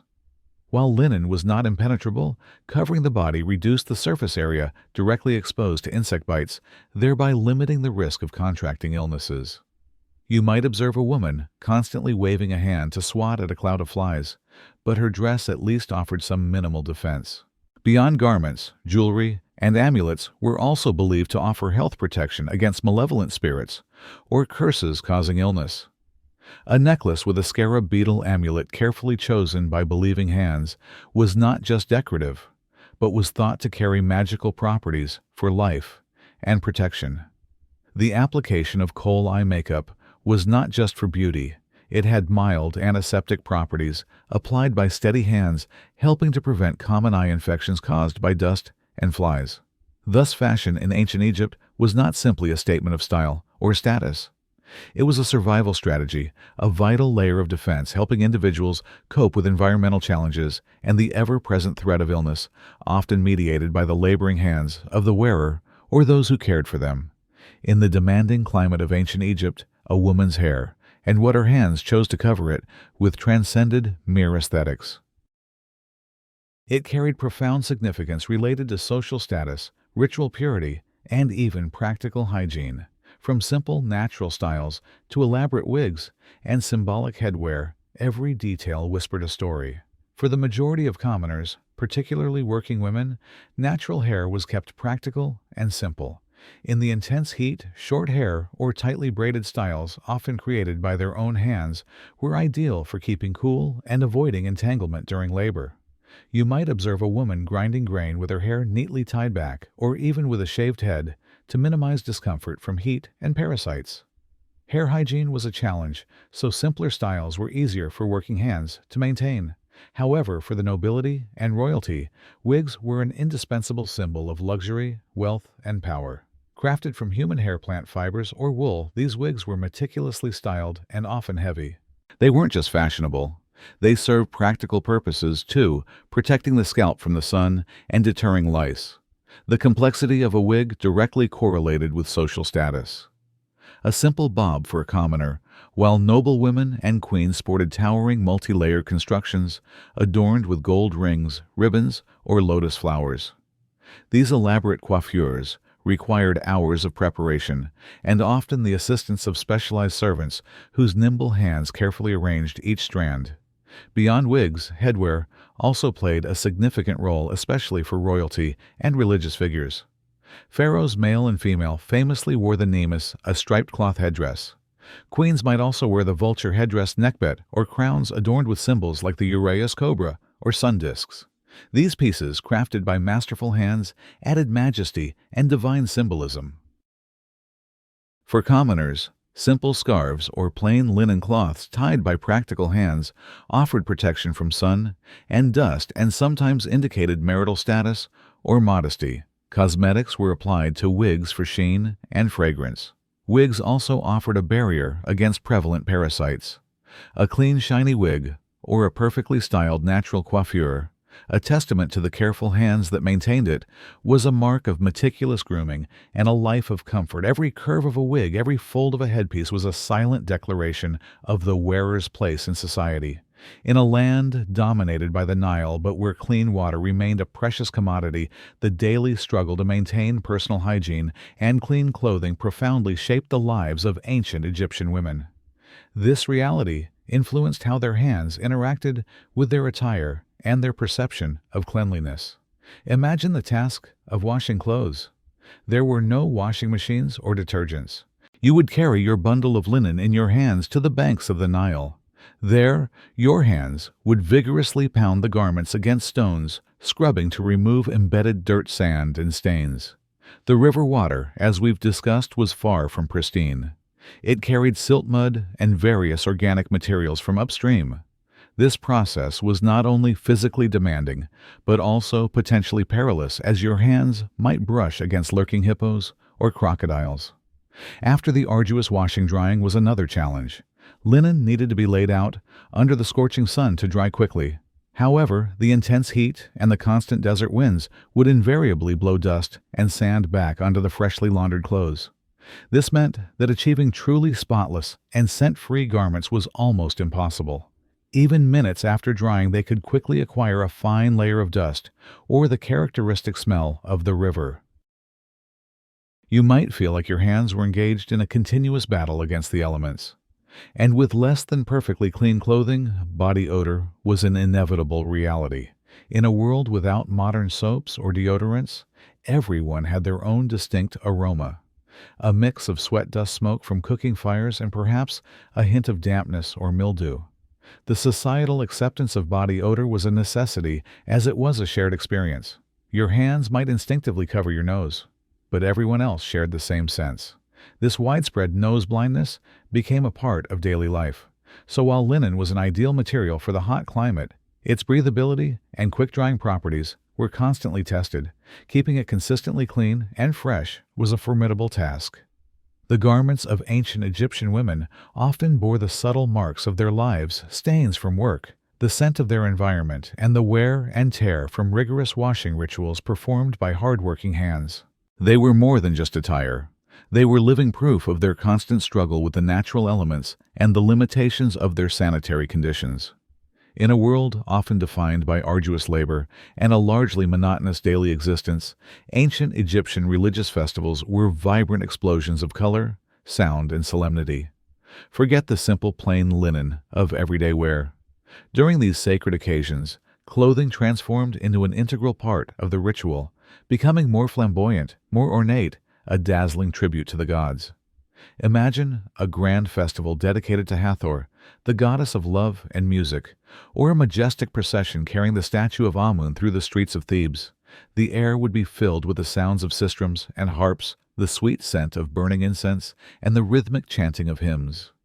Women, especially those from wealthier families or serving in the temples, would don their finest attire. Linen remained the primary fabric, but it might now be dyed in vibrant hues using natural pigments like rich reds from madder root, deep blues from indigo, or brilliant yellows from saffron or turmeric. A crisp white calasiris might be overlaid with sheer, translucent cloaks, creating layered effects and graceful movement. Their hands would carefully adjust these precious fabrics. Jewelry, too, would come alive. The expansive Usek collars crafted by skilled hands from thousands of faience beads, semi-precious stones, and gleaming gold would sparkle under the bright sun. Bracelets, anklets, and earrings made of gold and lapis lazuli would jingle softly with each step, contributing to the symphony of the festival. The most elaborate wigs would be worn meticulously styled and adorned with fresh lotus flowers, colorful ribbons, or delicate gold ornaments. Eye makeup would be applied by steady hands with even greater precision and boldness of visual prayer to the deities. During important ceremonies, women might wear special garments designed to symbolize particular gods or cosmic principles. For instance, some might don dresses with falcon imagery to honor Horus or adorn themselves with symbols of the sun disk or crescent moon, transforming themselves into living embodiments of the Egyptian cosmos. This was not merely about displaying wealth. It was a profound way of integrating with the spiritual realm, of expressing devotion and hoping to receive divine blessings. The meticulousness of their attire, often touched by many hands during preparation, was a form of worship itself. These festival days were rare opportunities for women to momentarily shed the burdens of daily labor. They could dance, sing, participate in processions, and revel in the collective beauty of the community and the sacred symbols. Festival fashion was a vibrant reflection of hope, faith in rebirth, and universal harmony, bringing bursts of splendor and sacredness into the otherwise mundane rhythm of life. It was a visual feast, an unspoken declaration of faith, and a powerful reminder of the intricate bond between the human and the divine, expressed through the fabrics they wore and the adornments their hands held. In ancient Egypt, where beauty was not only a source of pride, but also deeply intertwined with purity and divinity, mirrors served as essential tools for women to perceive themselves and perfect their appearance.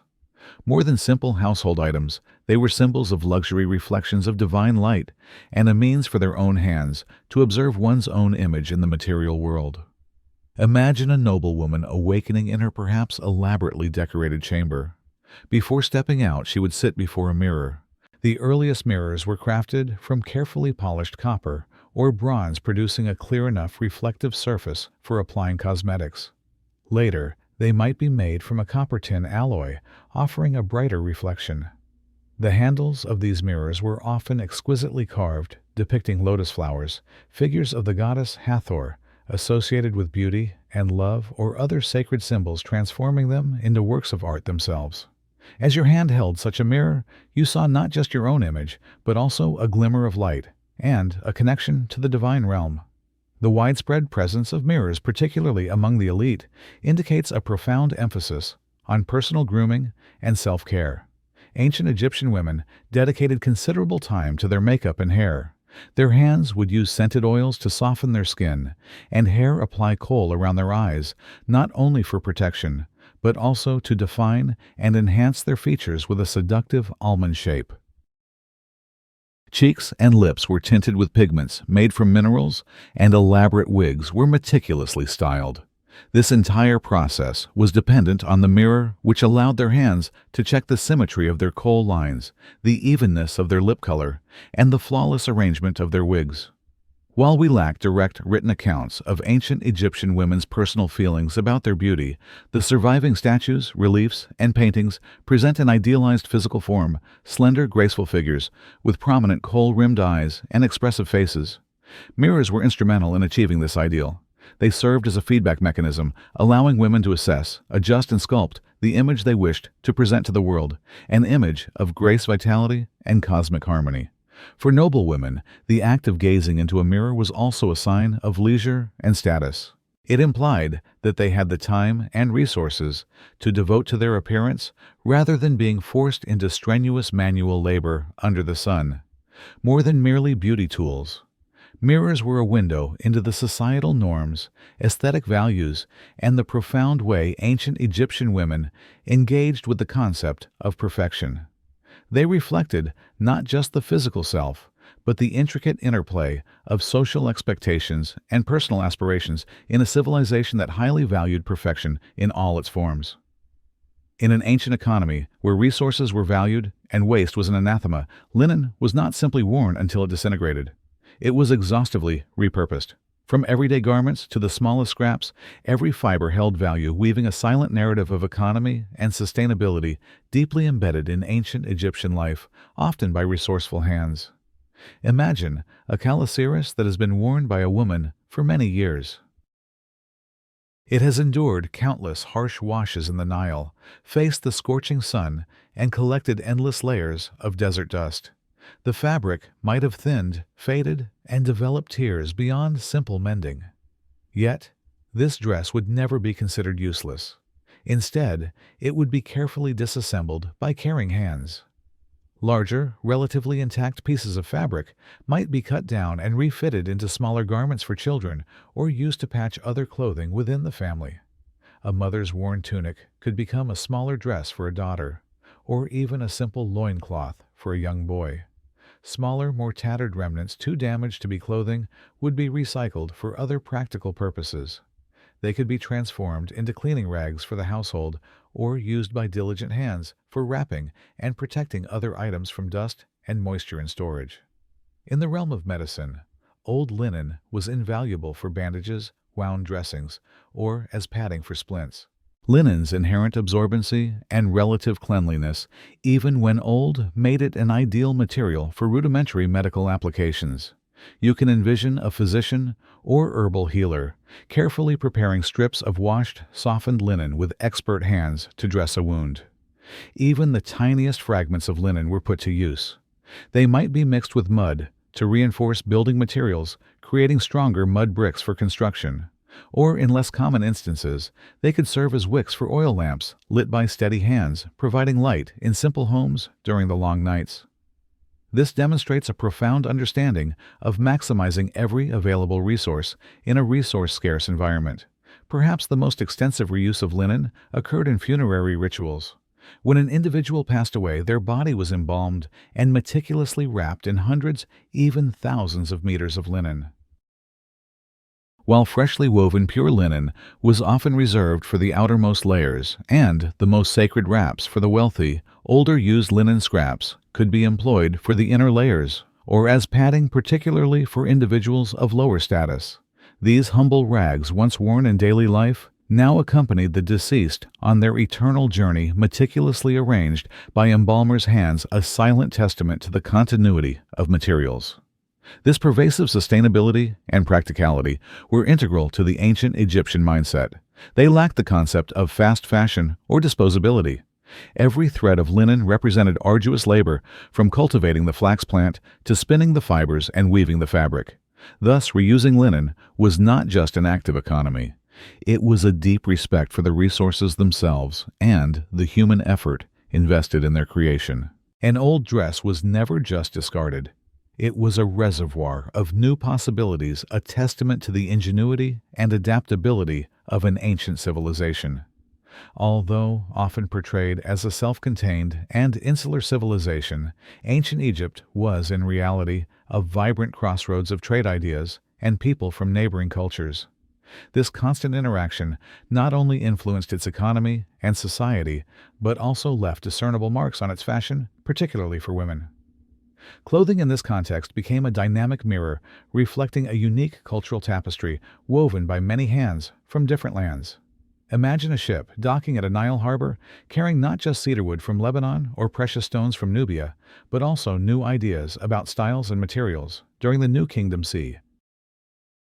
1550 1070 BC, a period of extensive empire building and increased international trade influences from civilizations like Canaan, the Levant, Near East, and the Aegean Crete, Greece became more evident than ever before. From the Levant, for instance, elements like intricately woven patterned textiles or new embroidery techniques may have been introduced. Egyptian women, especially within the aristocracy, might have begun experimenting with garments that subtly differed from the traditional calasiris. For example, longer, more voluminous dresses or cloaks with more complex sleeves could signal this foreign influence adjusted by fashionable hands. Exotic floral or geometric motifs might appear on fabrics subtly blending with indigenous Egyptian symbolism, creating a unique hybrid style. The influence from Nubia, the land south of Egypt, was also significant. Nubians had a distinct style of jewelry, often using numerous beads and metal armlets. When Egyptians interacted with and later conquered Nubia, these jewelry styles were adopted and assimilated into Egyptian fashion, especially broad beaded collars and segmented bracelets. You might observe an Egyptian noblewoman wearing a Nubian-inspired beaded collar alongside her traditional gold jewelry, carefully placed by adorned hands, a quiet declaration of her awareness of foreign aesthetics. Later, during the late period and the Greco-Roman periods, when Greek and Roman powers exerted control over Egypt, the cultural exchange became even more pronounced. Egyptian women began incorporating Greek cloaks himation or Roman outer garments pala over their caliceres, creating unique blends of East and West. Hairstyles might combine traditional Egyptian wigs with Greek-inspired high buns or Roman curls, often styled by attentive hands. Cosmetics and makeup styles could also evolve, although the foundational Egyptian techniques typically remain dominant. Foreign women living in Egypt, such as foreign wives of Pharaoh's princesses, sent as diplomatic brides, or even priestesses from other lands, also played a crucial role in introducing new trends. They not only wore attire from their homelands, but also adopted and adapted Egyptian styles, creating unique fashion fusions. Fashion in this context was more than just clothing. It was a subtle, yet powerful statement of connection, assimilation, and the capacity of a dominant culture to absorb and transform external elements into its own unique expression. Every dress, every piece of jewelry silently narrated a story of trade routes, conquests, and the endless exchange between ancient civilizations, facilitated by traveling hands and crafting hands. You've had your gritty bread, your chunky beer, and just enough rest to call yourself functional. Now it's time to work. And trust me, ancient Egyptian labor makes modern burnout look like a spa day. Unless you're a scribe priest or royalty, which, let's be honest, you're not. Your job is pure muscle and dust. No air-conditioned cubicle, no coffee breaks, no ergonomic chairs, just sweat, sand, and a constant risk of collapsing before noon. Your hands are already aching from the day before. If you're a farmer, you'll be ankle-deep in Nile mud by sunrise, your hands yanking weeds or planting barley under the eye of an overseer whose hobby seems to be yelling. You grip wooden plows, wield crude sickles, and use your bare hands in direct contact with the earth. Your linen tunic, simple and strong, is designed to allow full movement, but offers little protection from the abrasive mud and the relentless sun beating down on your exposed arms. If your back hurts, congratulations. That means it's working. If you're a laborer, things get even more biblical. Imagine your hands hauling multi-ton stones for temple construction under a blazing sun, while your feet are bare on ramps made of gravel and prayer. There's no safety official here. You trip. That's a broken ankle and a shrug from the foreman. Working on tombs, that's another level of grind. Your hands are hammering limestone, chiseling out burial chambers for people who will get to rest longer than you ever will. And if your hand slips while using a chisel, it could mean a permanent injury, impacting your ability to work and survive. And if you're a woman, you're not off the hook. Domestic work is also physical labor. Your hands grind grain with a heavy quern stone, haul water from the Nile, weave linen on a loom, care for kids, and still help in the fields. Your break is when the baby naps for 7 minutes. While you prepare dinner over an open fire, your hands managing pots and pans, you eat on the go. You wipe sweat from your brow with your tunic. You keep moving because slowing down means falling behind. And falling behind means someone else gets your grain quota and you get the blame. There's no clocking out. The sun is your supervisor. When it finally sinks behind the horizon, you crawl home half alive, dust-caked and dreaming of softer sandals and a less aggressive sun god. Work in ancient Egypt isn't just hard. It's endless. It's a full-body commitment to survival day after day until your body gives out or your overseer decides you're not worth feeding. Your hands, once soft as a child's, are now calloused, scarred, and strong, forever shaped by the relentless demands of survival. Every movement is a testament to resilience. In the world of ancient Egypt, where every natural element held symbolic weight, feathers were more than just beautiful adornments. They were potent symbols of lightness, truth, justice, and divinity, often integrated into women's fashion and headwear to evoke connection to the gods and cosmic order, often placed with reverent hands. Imagine a noblewoman at a religious ceremony, her elaborate wig crowned not just with gold but with delicate feathers. These were often ostrich feathers, particularly significant due to their association with Ma at the goddess of truth, its balance, and cosmic order. Moat was famously depicted with an ostrich feather on her head, and in the afterlife judgment, the heart of the deceased was weighed against this very feather. For a woman to wear such a feather, or a representation of it, meticulously placed by careful hands, was to align herself with truth and justice, to embody purity and righteousness in the eyes of gods and mortals alike. Beyond Mayat, feathers were linked to other deities and concepts of air flight and the celestial realm. Birds themselves, like the falcon Horus or the ibis Thoth, were sacred animals, and their feathers carried a fragment of that divinity. For priestesses or women involved in temple rituals, wearing feathers or feather-inspired ornaments could serve as a direct connection to these avian deities, enhancing their spiritual authority and imbuing their presence with sacred power. You might see a priestess with a headdress adorned with elegant sweeping plumes, making her appear taller, more ethereal, and closer to the heavens, her hands making subtle gestures.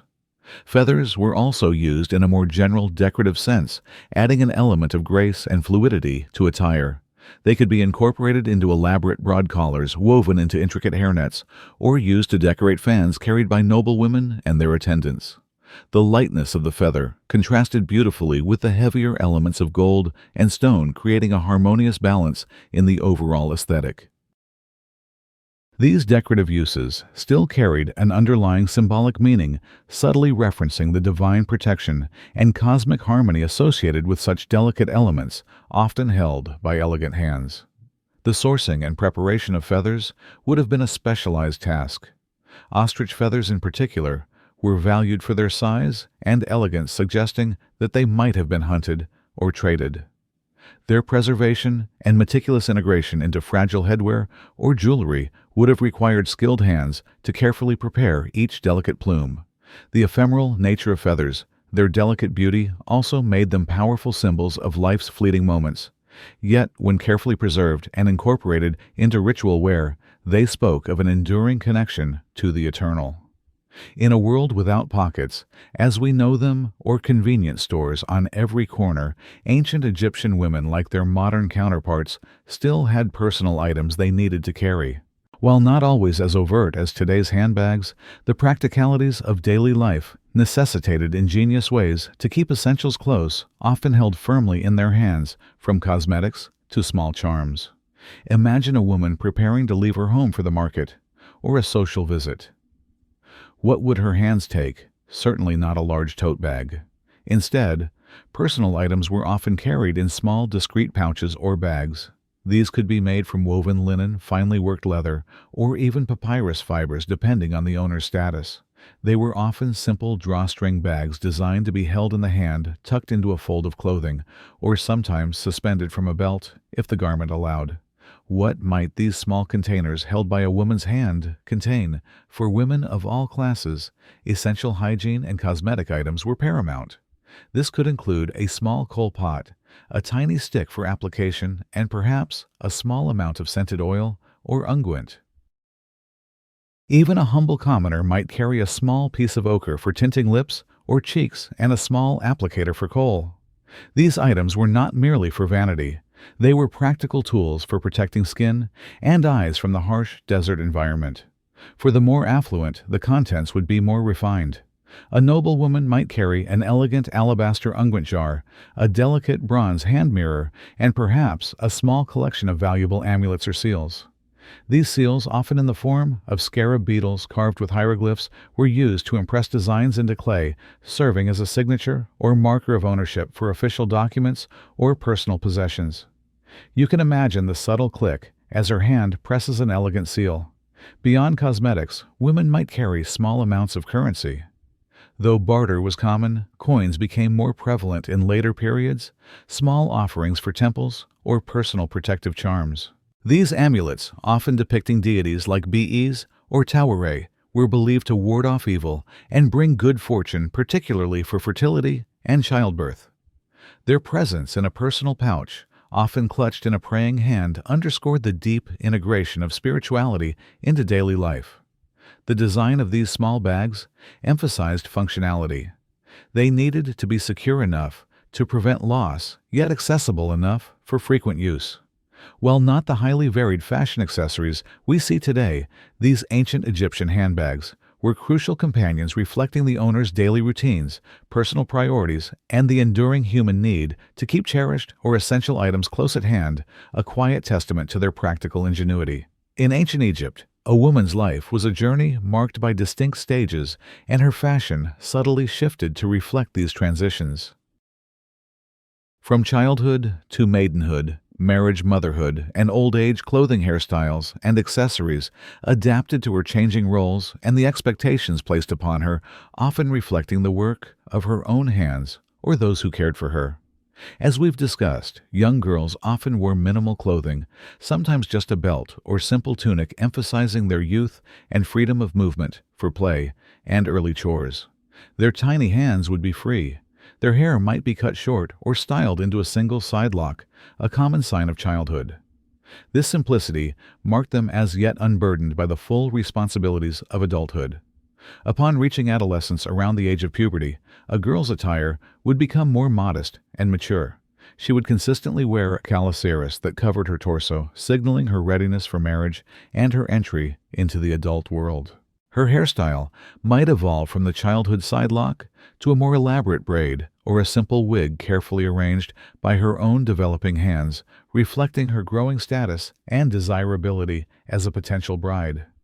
Jewelry, even if modest, might be introduced or become more prominent, perhaps placed by loving hands as gifts from suitors or family. Marriage marked a significant transition. While there wasn't a specific wedding dress, as we know it, a bride would wear her finest calaceris, perhaps a newly made one adorned with her best jewelry. After marriage, a woman's fashion would often subtly shift to reflect her new status as a wife and future mother. Her wigs might become more elaborate, symbolizing her husband's wealth and her increased responsibility within the household, often maintained by servants' hands. Scarabs and other fertility-related amulets might feature prominently in her jewelry. Motherhood brought another layer of identity. While there isn't a dramatic change in basic garment style, practical considerations might influence choice. For instance, nursing mothers would wear dresses that allowed easy access. More importantly, the symbolism of fertility and protection for her children would likely become central to her choice of amulets and jewelry, perhaps constantly touched by her hands. Her attire, while still elegant, would increasingly reflect the gravitas and importance of her role in perpetuating the family line. As a woman aged, her fashion might become more conservative, favoring comfort and dignity over youthful exuberance. While elaborate wigs and jewelry would still be worn by the elite, simpler styles and softer fabrics might be preferred. Her experience and wisdom, rather than her youthful beauty, would become her primary social currency. Her clothing would continue to reflect her accumulated status and the respect she commanded within the family and community, a silent narrative of the journey her hands had guided her through. In a land defined by relentless sun and scorching deserts, ancient Egyptian clothing wasn't just a matter of cultural preference. It was a testament to ingenious adaptation. Their fashion choices, particularly the ubiquitous linen garments, were perfectly engineered to allow human survival and comfort in one of the world's most extreme climates, crafted by clever hands over millennia. The primary reason linen was the undisputed king of fabrics in Egypt was its remarkable thermal properties. Linen is incredibly breathable. Unlike wool, which traps heat, or cotton, which becomes heavy when wet, linen fibers are hollow, allowing air to circulate freely around the body. This creates a natural cooling effect, dissipating body heat and allowing sweat to evaporate quickly. Imagine the relief of wearing a light, airy linen tunic as the sun beats down your hands, feeling the breeze through the fabric, a stark contrast to the suffocating feeling of heavier garments. The typical design of the calaceris for women, whether a simple sheath dress or a more elaborate draped garment, was also dictated by climate. Loose-fitting and flowing styles minimized contact with the skin, preventing chafing and maximizing air circulation. Sleeveless designs, or those with wide sleeves, allowed for full arm movement and reduced heat buildup. Even the sheer quality of the finest linen, while a symbol of luxury, also served a practical purpose. It was so light and transparent that it hardly trapped any heat, acting like a second, almost invisible layer of skin that provided coverage without discomfort, lovingly draped by their hands.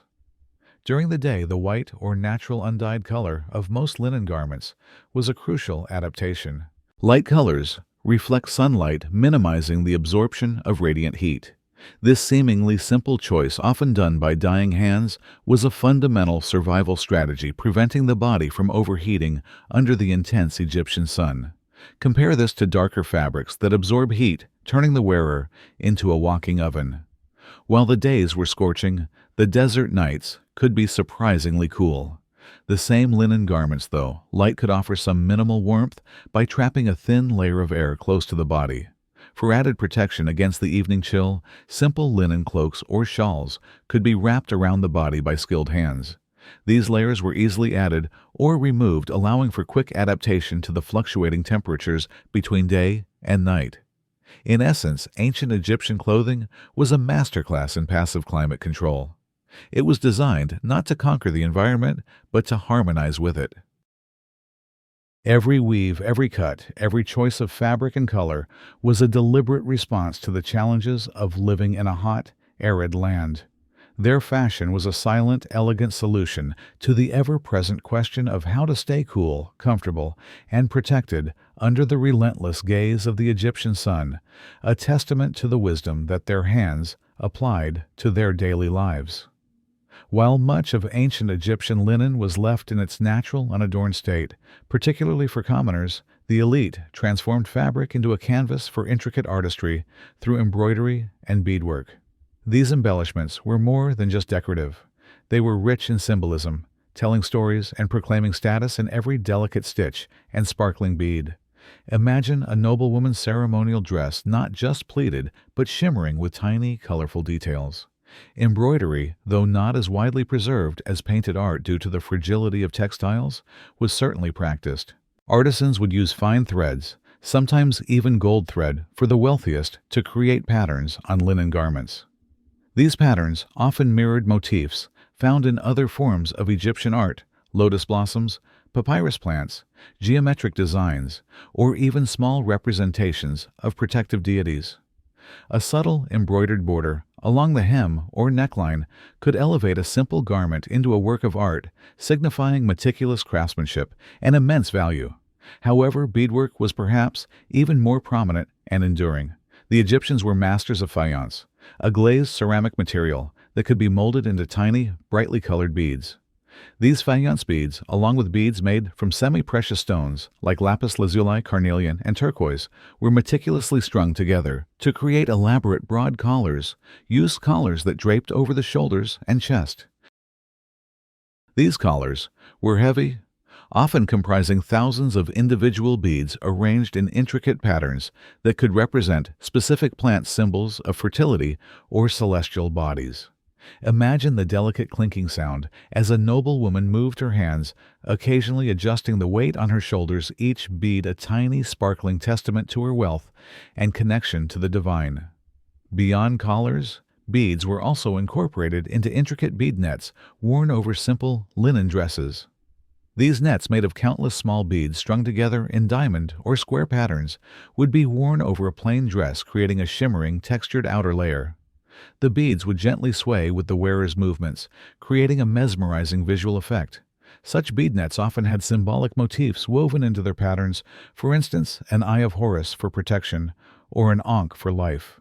These garments were often found in tombs, suggesting their significance in the afterlife, meant to adorn the deceased in their eternal journey. The process of creating these beaded pieces was incredibly labor-intensive, requiring skilled artisans with immense patience and precision. Every bead had to be individually strung, every pattern carefully planned. This level of craftsmanship meant that such items were exclusively reserved for royalty and the highest echelons of society. The value of these embellished garments lay not just in the precious materials used, but in the countless hours of human labors, transforming humble linen into a canvas of intricate beauty and profound symbolism, all shaped by dedicated hands. In ancient Egypt, the divine permeated every aspect of life, and goddesses played incredibly powerful roles from creation and protection to love and motherhood. For women, their fashion was often a tangible expression of their reverence for these deities, a way to forge a sacred connection through attire and symbolism. Imagine a woman seeking blessings for fertility or safe childbirth. Her hands might reach for amulets or jewelry specifically dedicated to Taweret, the hippopotamus goddess of childbirth, or Bees, the dwarf god who protected women in labor. These small charms, often worn as pendants or integrated into necklaces and bracelets, were not merely decorative.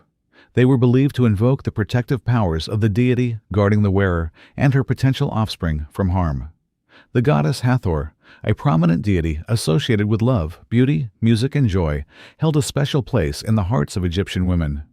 Priestesses of Hathor often wore broad usek collars and carried the sistrum, a rattle-like musical instrument. For ordinary women, subtly incorporating symbols of Hathor into their jewelry such as cow heads. Hathor was often depicted with cow horns or the Menat necklace. A beaded counterpoise, often worn by priestesses, was a common practice. These items didn't just adorn. They were believed to draw blessings from the goddess, enhancing beauty, fertility, and well-being. Their fingers might often touch these charms for reassurance. Isis, the universal mother goddess known for her magic healing and nurturing nature, was another deeply revered figure. Women, particularly mothers, would wear symbols associated with Isis, most notably the Tegu knot, Isis knot, or Tet. This stylized knot, resembling a knot of fabric, was a powerful amulet believed to provide protection and magical power, especially for the deceased, but also for the living. It was often incorporated into necklaces or depicted on clothing for its protective qualities. A woman's hands might often adjust a necklace featuring this sacred knot. Even Bastet, the cat goddess of protection, pleasure, and the household, influenced women's attire. Cat amulets or small figures of cats might be worn as jewelry, signifying the wearer's devotion to Bastet and seeking her protective influence over the home and family. The graceful and agile nature of cats was also admired and perhaps influenced the desire for elegant flowing lines in linen garments. The selection of specific colors in clothing could also be linked to deities. Blue, derived from indigo, and lapis lazuli, was associated with the heavens and the cosmic gods, like Amun. Green, symbolizing regeneration, and the fertile Nile, was sacred to Osiris and growth. While less direct than amulets, the conscious choice of colors often chosen by dying hands, especially for ceremonial attire, could reinforce a woman's connection to the divine forces she revered. In essence, ancient Egyptian women's fashion was a spiritual dialogue. Their choice of adornment symbols, and even the subtle nuances of their garments, allowed their hands to express their faith, seek divine protection, and celebrate their connection to the powerful goddesses who shaped their world, blurring the lines between the physical and the sacred. While royal workshops produced the most exquisite garments, the vibrant, bustling markets of ancient Egypt were the true melting pots of fashion, where styles converged, goods were exchanged, and women from all walks of life interacted with the latest trends, no matter how subtle. These were the unofficial fashion hubs, loud, aromatic, and ceaselessly active. You would reach out your hand to touch the fabrics. Imagine stepping into the marketplace of a city like Memphis or Thebes. The air would be thick with the scent of spices, freshly baked bread, and the murmur of countless voices haggling over goods. Here, among the stalls, laden with pottery, grain, and livestock, you would find vendors selling textiles and fashion accessories, while the finest silks and gold-adorned garments remained within the palace walls. The market offered a surprisingly diverse array of options for commoners and the aspiring middle class. Linen in various grades would be available, from coarse, durable weaves for workwear to finer, softer fabrics for those who could afford a slight upgrade. You might see bundles of newly woven white linen, or perhaps a rare piece of dyed fabric carefully guarded and displayed. Skilled artisans would also set up stalls offering to tailor simple tunics or craft accessories on demand. You could point with your hand to commission a new simple calasiris, or perhaps purchase beads for a necklace, or simple leather straps for new sandals. Beyond raw materials, market stalls also offered a variety of ready-made accessories. Strings of brightly colored faience beads, small copper or bronze bracelets, and simple amulets carved from bone, wood, or clay were popular items. These provided common women with a means to personalize their otherwise uniform attire, adding a touch of color or spiritual protection within their budget. You might see a woman carefully examining a string of blue beads in her hand, imagining how it would brighten her simple white dress. The market was also a place of subtle cultural exchange. Traders arriving from Nubia, the Levant, or other regions would bring not only their goods, but also glimpses of foreign fashion. While direct adoption of foreign styles by commoners was rare, subtle influences could be absorbed, perhaps a new way of tying a headscarf or a preference for a certain colored bead. For women, visiting the market wasn't just about procuring necessities. It was a social event, a chance to observe others, to see what was being worn, and perhaps to dream of items beyond their grasping hands. In this vibrant chaos, information about trends, materials, and techniques would be exchanged through gossip and observation. The market was a dynamic microeconomy of fashion where basic needs met subtle desires, and every purchase, no matter how small, contributed to the ever-evolving tapestry of ancient Egyptian women's attire. It was a place where fashion truly converged, reflecting the diverse lives and aspirations of the people. While ancient Egyptian women did not typically serve as combat soldiers or directly don military uniforms, their fashion choices and roles were often intricately linked to the military class through their male relatives. As wives, mothers, daughters, and supporters of soldiers, their attire subtly reflected their connection to this powerful segment of society, showcasing a unique blend of personal style and civic pride. Imagine the wife of a high-ranking military officer, perhaps a general or a charioteer. Her status derived from her husband's position would be prominently displayed through her clothing. She would wear the finest linen calasiris, possibly elaborately pleated and adorned with extensive jewelry made of gold, lapis lazuli, and carnelian. These opulent garments not only affirmed her personal wealth, but also served as a testament to her husband's success and the military's prosperity. Her elaborate wigs and rich cosmetics would further underscore her elevated status, a silent declaration of the power she held through association. Her hands would gesture elegantly, reflecting her husband's standing. Even for women married to common soldiers, their attire, while far simpler, might carry subtle signals of their connection to the military. Perhaps a specific amulet worn for protection invoked with praying hands to a warrior deity like Sekhmet, or a piece of jewelry that had been a gift from a campaign. While these might not be overt military symbols, they subtly reference the dangers and honors associated with their husband's profession. A family's pride in a son or husband serving the pharaoh was a deeply held value which could be reflected in the care taken with their modest appearance. Furthermore, women played vital support roles for the military that indirectly influenced their clothing needs. They might be involved in weaving linen for soldiers' uniforms or tents, their hands meticulously working the loom or preparing and preserving food supplies for long campaigns. For these tasks, their clothing would be practical and durable, similar to other working-class women, but with the added significance of contributing directly to the sustenance of the army. In ceremonial contexts, women of the military class might participate in processions or festivals that honored the pharaoh or military victories. In these instances, their attire would be elevated to reflect the solemnity and importance of the occasion, perhaps featuring brighter colors or more symbolic jewelry than their everyday wear. While they did not wear armor, their presence adorned in their finest contributed to the visual spectacle of military power and national unity. Their hands might carry ritual objects or simply clap in celebration. The wives of pharaohs, especially those who were daughters of military leaders, or who themselves played a strategic role in diplomacy and succession, like Queen Ahmose Nefertari, who was closely linked to military campaigns of the early 18th dynasty, would wear the most magnificent royal regalia.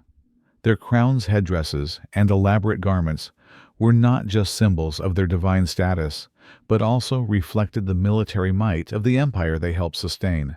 Thus, while not directly on the battlefield, the women of ancient Egypt, through their fashion, silently bore the marks of their connection to the military, reflecting status pride and an unspoken contribution to the empire's strength. In ancient Egypt, the passage of life was marked by significant rituals, and none more profound than the ceremonies of marriage and death. For women, the clothing chosen for these special events transcended daily wear, becoming deeply symbolic garments that embodied tradition, hope, and the sacred journey of existence. These were not just outfits, they were prayers woven into fabric meticulously prepared by loving hands. Let's first consider weddings. Unlike modern Western traditions with elaborate white gowns, ancient Egyptian weddings were less about a specific wedding dress and more about the bride wearing her finest attire, symbolizing her beauty, purity, and the wealth of her family. A bride would typically wear a newly woven, impeccably clean, and perhaps finely pleated calasiris of the highest quality linen.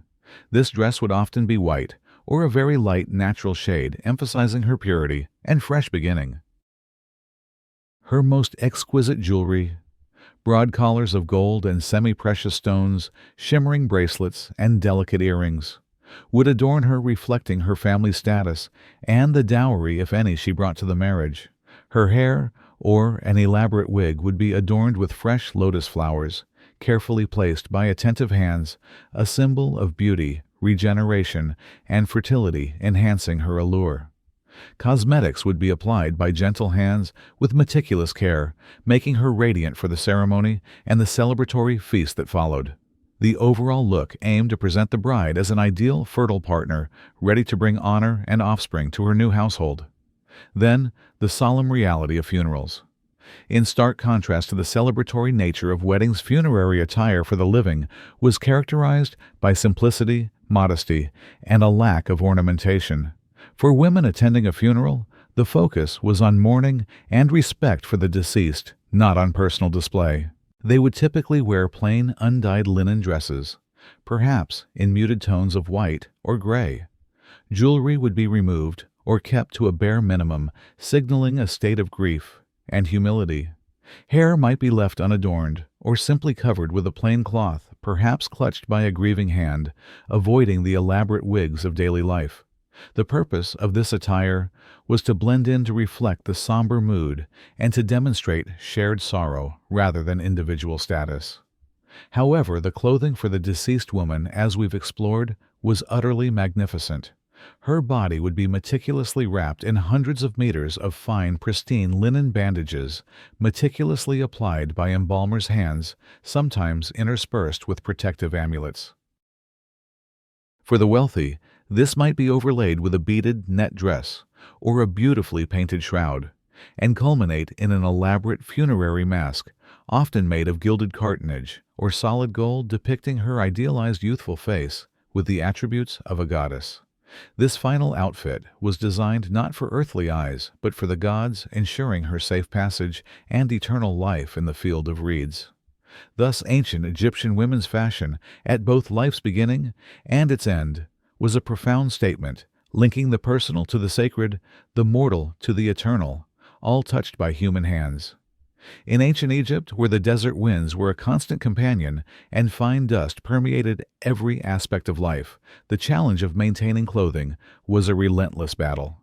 Your linen garments, no matter how new or finely woven, were in a perpetual struggle against the elements, a daily testament to the environmental realities that shaped Egyptian fashion and domestic life, often managed by weary hands. Imagine waking up to a thin layer of fine desert dust covering everything in your home, including your fresh linen dress from the day before. The wind, though sometimes a welcome breeze in the heat, was also the carrier of this pervasive dust. It would whip through open doorways and unglazed windows, depositing microscopic particles of sand onto every surface, every fiber. Your clothes, designed to be breathable, were also excellent dust traps. A crisp, clean tunic could become noticeably gritty within hours of wearing, especially if you were out in the fields or navigating the dusty streets of a town. Your hands would feel the grit on the fabric. The constant exposure to sunlight, while helping to keep clothes dry, also contributed to their wear. Over time, The intense UV radiation would break down the linen fibers, causing the fabric to thin and fade. A vibrant dyed garment would slowly lose its color, transforming into a muted shadow of its former self. This meant that while the color might initially signal wealth, its rapid degradation was an unavoidable consequence of the harsh environment. You might see your hands running over a once blue tunic, now fading into a pale gray, a quiet story of countless days under the sun. When it came to washing, the struggle continued. As we've discussed, laundry in the Nile involved vigorous pounding and scrubbing. But even after this arduous process, the act of drying the clothes in the open air meant re-exposure to the very dust you had just tried to remove. The wind would blow fresh particles onto the damp fabric, ensuring that a perfectly clean garment was almost an illusion. This continuous cycle of soiling and rough washing also took a heavy toll on the fabric's integrity, leading to fraying, thinning, and tears that required constant mending by diligent hands. Storage was another challenge. To protect valuable garments from dust and insects, clothing would be meticulously folded and stored in chests made of wood or reeds. For the wealthy, these chests might be elaborately decorated and sealed. For commoners, simpler woven baskets or just neat piles in a corner would have to suffice, placed there by tired hands. Yet despite these efforts, the pervasive nature of dust meant that a faint, earthy scent and a subtle grit would likely always cling to your clothes, a constant reminder of the desert environment. Thus, every ancient Egyptian woman, regardless of her status, faced a daily battle with the wind and dust. Her clothing, a canvas for both practicality and beauty, was also a silent chronicle of this relentless environmental challenge, a testament to the enduring human effort required to maintain cleanliness and appearance in an unforgiving landscape, all through the work of her own hands. In a civilization deeply fascinated by the cycles of life, death, and rebirth, ancient Egyptian women's clothing often served as a canvas for profound symbolism. Beyond mere aesthetics, the motifs, forms, and even materials incorporated into their attire were carefully chosen to evoke concepts of fertility, regeneration, and the vibrant continuity of life itself, often selected and worn by believing hands.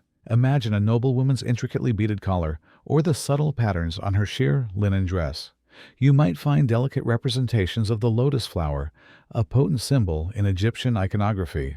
The lotus, which famously emerges from muddy water to bloom beautifully each morning and closes at night, was a powerful emblem of creation, rebirth, and the sun's daily cycle.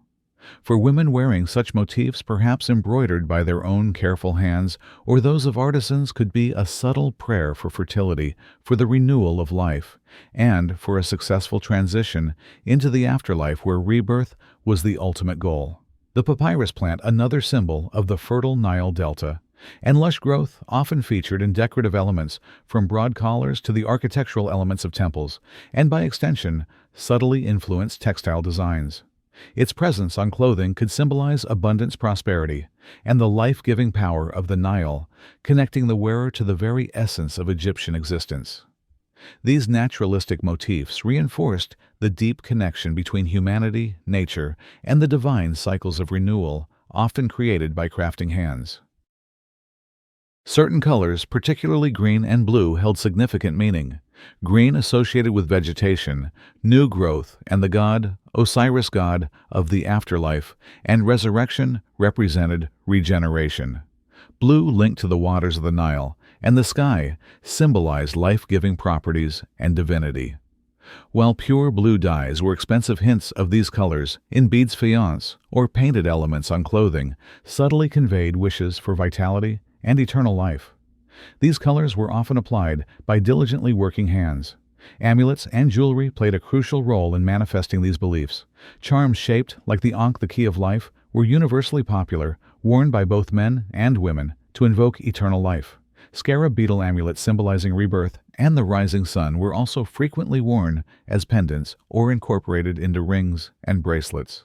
For women who bore the responsibility of continuing the family line, fertility symbols were especially significant. Amulets depicting frogs, Hecate, goddess of fertility and childbirth, or the plump figure of Taweret, the hippopotamus goddess of childbirth, were common, worn to ensure safe delivery and healthy offspring. These amulets were often held or placed by praying hands.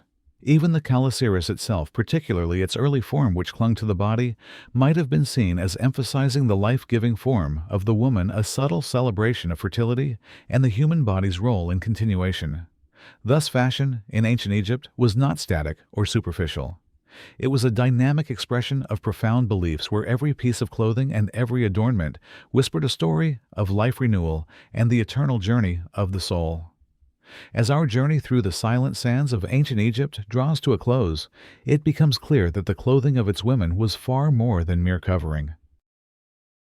It was a rich, complex, and utterly compelling narrative, a silent language woven into every thread, every fold, and every glistening adornment. Fashion was a direct reflection of their world, their beliefs, their hopes, and their relentless daily struggles, all shaped by human hands. Imagine for a moment the sheer visual spectrum from the coarse practical linen of a working woman stained by dust and toil, yet bearing the dignity of honest labor, to the shimmering, almost translucent robes of a noble woman, intricately pleated and adorned with gold and precious stones, a living testament to her leisure and her husband's power. These contrasts weren't just aesthetic. They were profound social statements, instantly communicating status, wealth, and role in a highly stratified society. Every detail, from the fineness of the weave to the presence of a specific amulet carefully placed by knowing hands, contributed to this unspoken declaration. Beyond social standing, fashion was deeply intertwined with their spiritual lives. The choice of colors, often derived from nature, carried cosmic significance. Blue for the heavens, green for fertility, gold for the divine. Amulets worn as jewelry were not just decorative.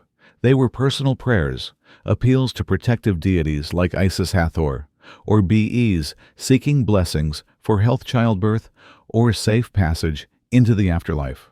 The very act of wearing certain symbols was a daily ritual, a constant connection to the unseen forces that governed their world, often with reverent hands.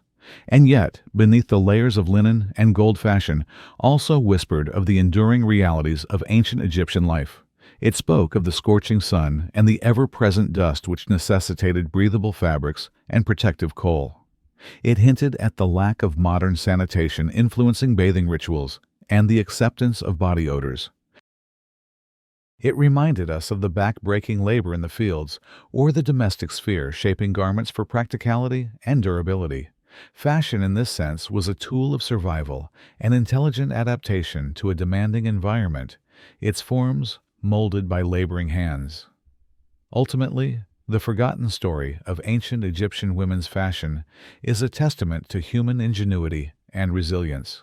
It shows us how people in any era find ways to express themselves, assert their identity, and navigate their world even when circumstances are harsh. Their clothing was a dynamic living tapestry, constantly evolving, reflecting both the grandeur of their civilization and the quiet dignity of their individual lives. It's a reminder that beauty, status, and the human spirit can truly be found and reflected in every stitch and in the work of their enduring hands. In Hollywood films and history books, we often see ancient Egyptian women depicted as dazzling and regal in their golden attire. Queens like Cleopatra and Nefertiti, with their timeless beauty and sparkling jewelry, have etched into our minds an image of a civilization defined by luxury and extravagance. But was that truly the whole picture? Was ancient Egyptian women's fashion solely about outward beauty, about displaying wealth and status? The reality was far more complex. For the vast majority of Egyptian women, clothing was practical and designed to suit the hot climate and their daily labor. Thin, breathable, and easily washable linen was the primary choice.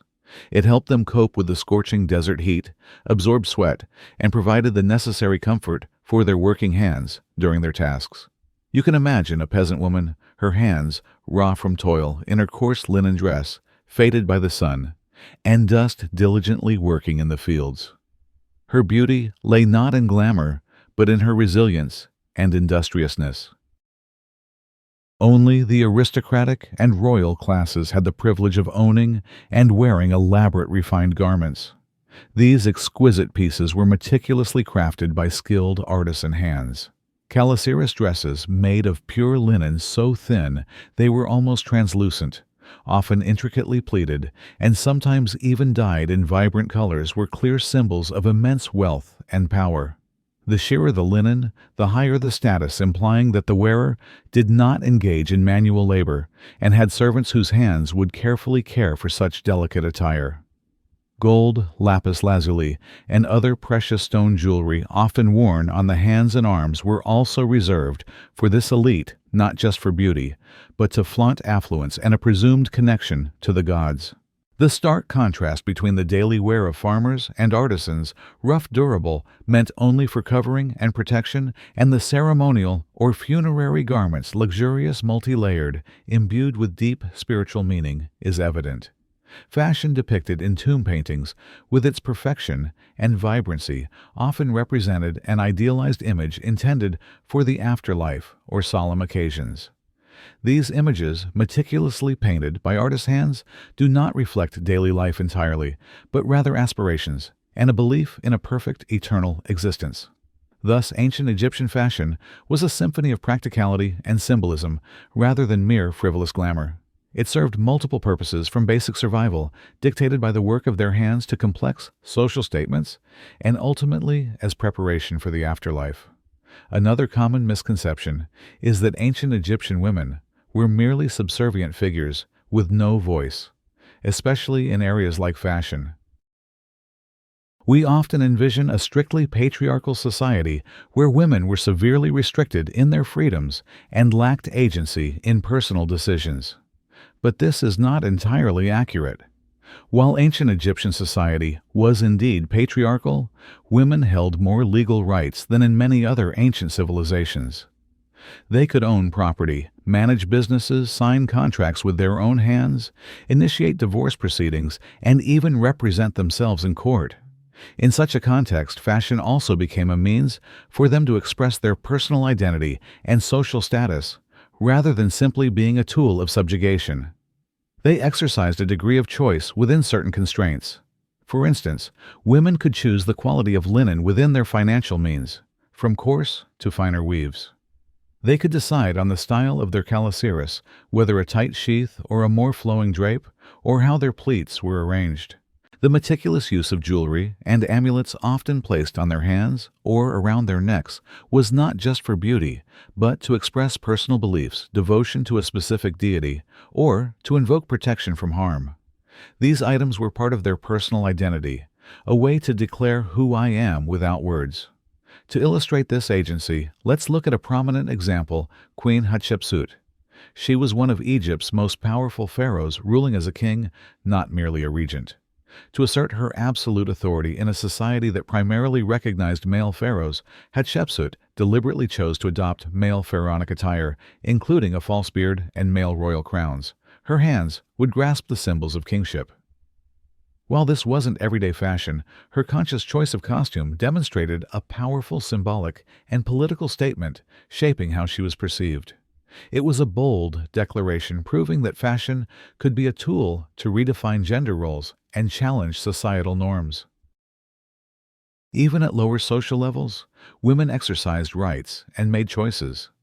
A peasant woman with her calloused hands might choose a specific amulet to wear, or a particular way to braid her hair, tiny expressions of individuality within a life of labor.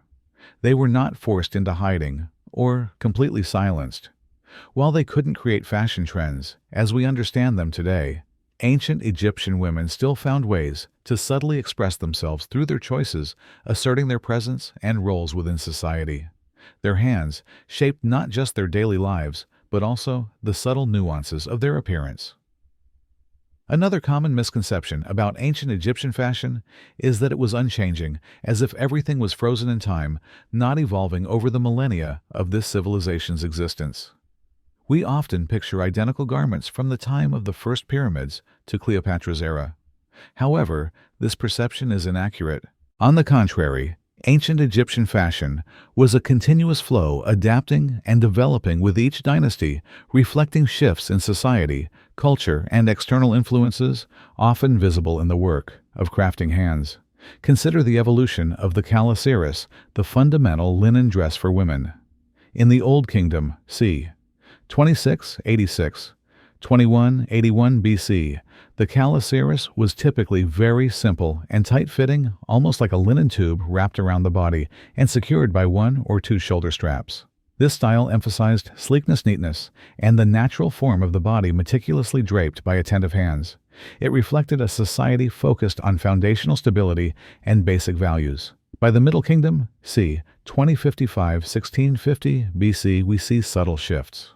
Styles tended to be slightly looser perhaps, with shorter sleeves or gentle pleats creating a softer appearance.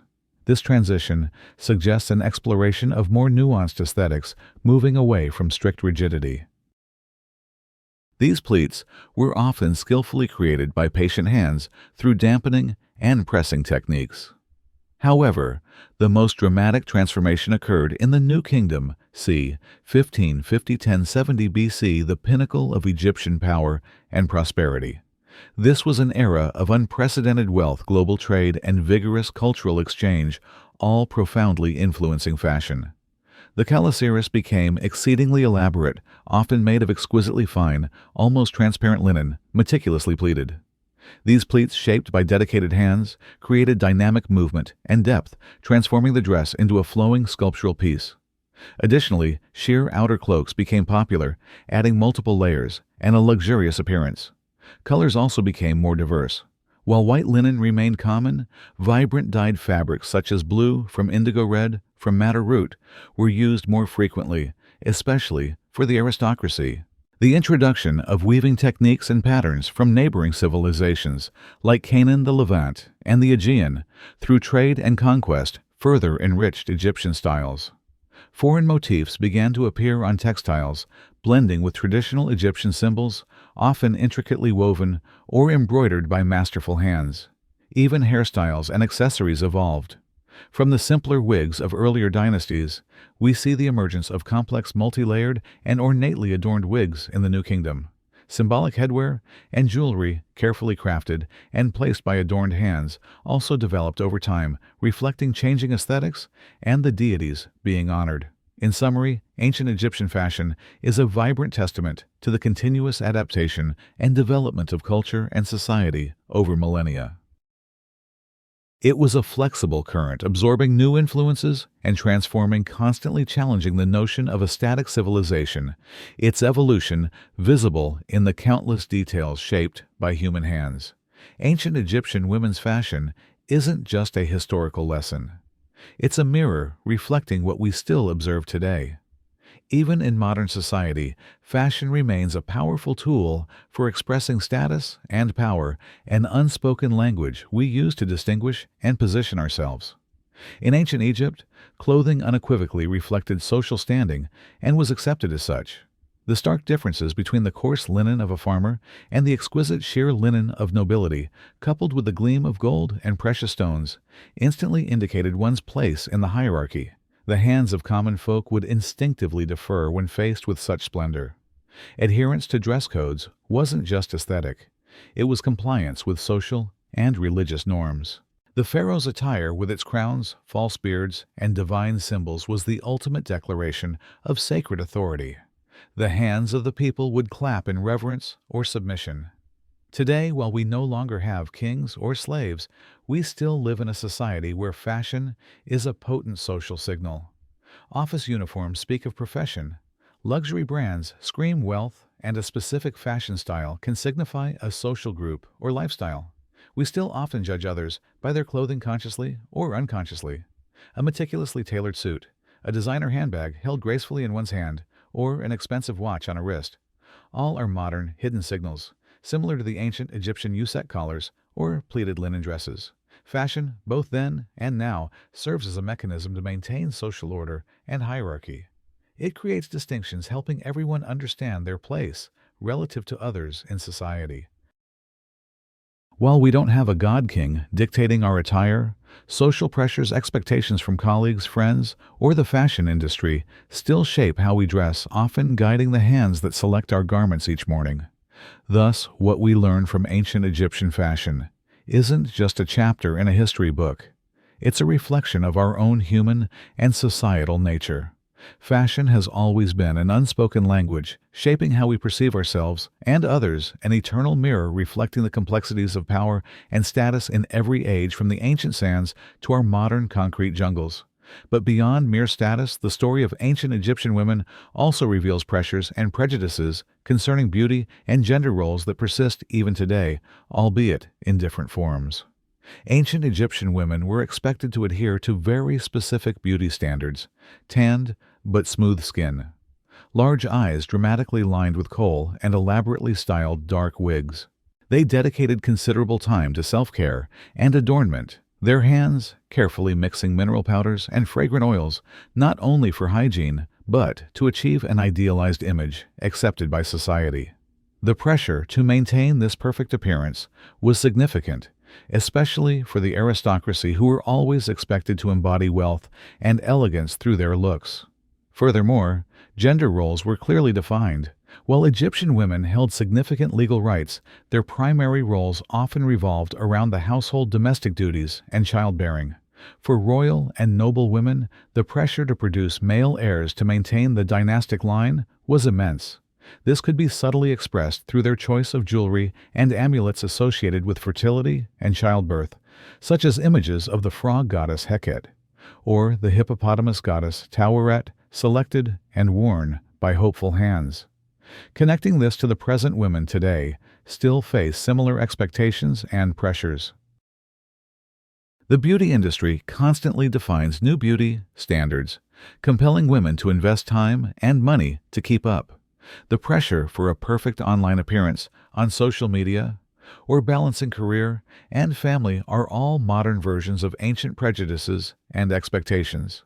Fashion once again serves both as a means of self-expression and as a burden of relentless expectation and judgment, often guiding the hands that make choices in a dressing room. The evolution of fashion across millennia, from the Egyptian calaceris to contemporary garments, may signify societal progress.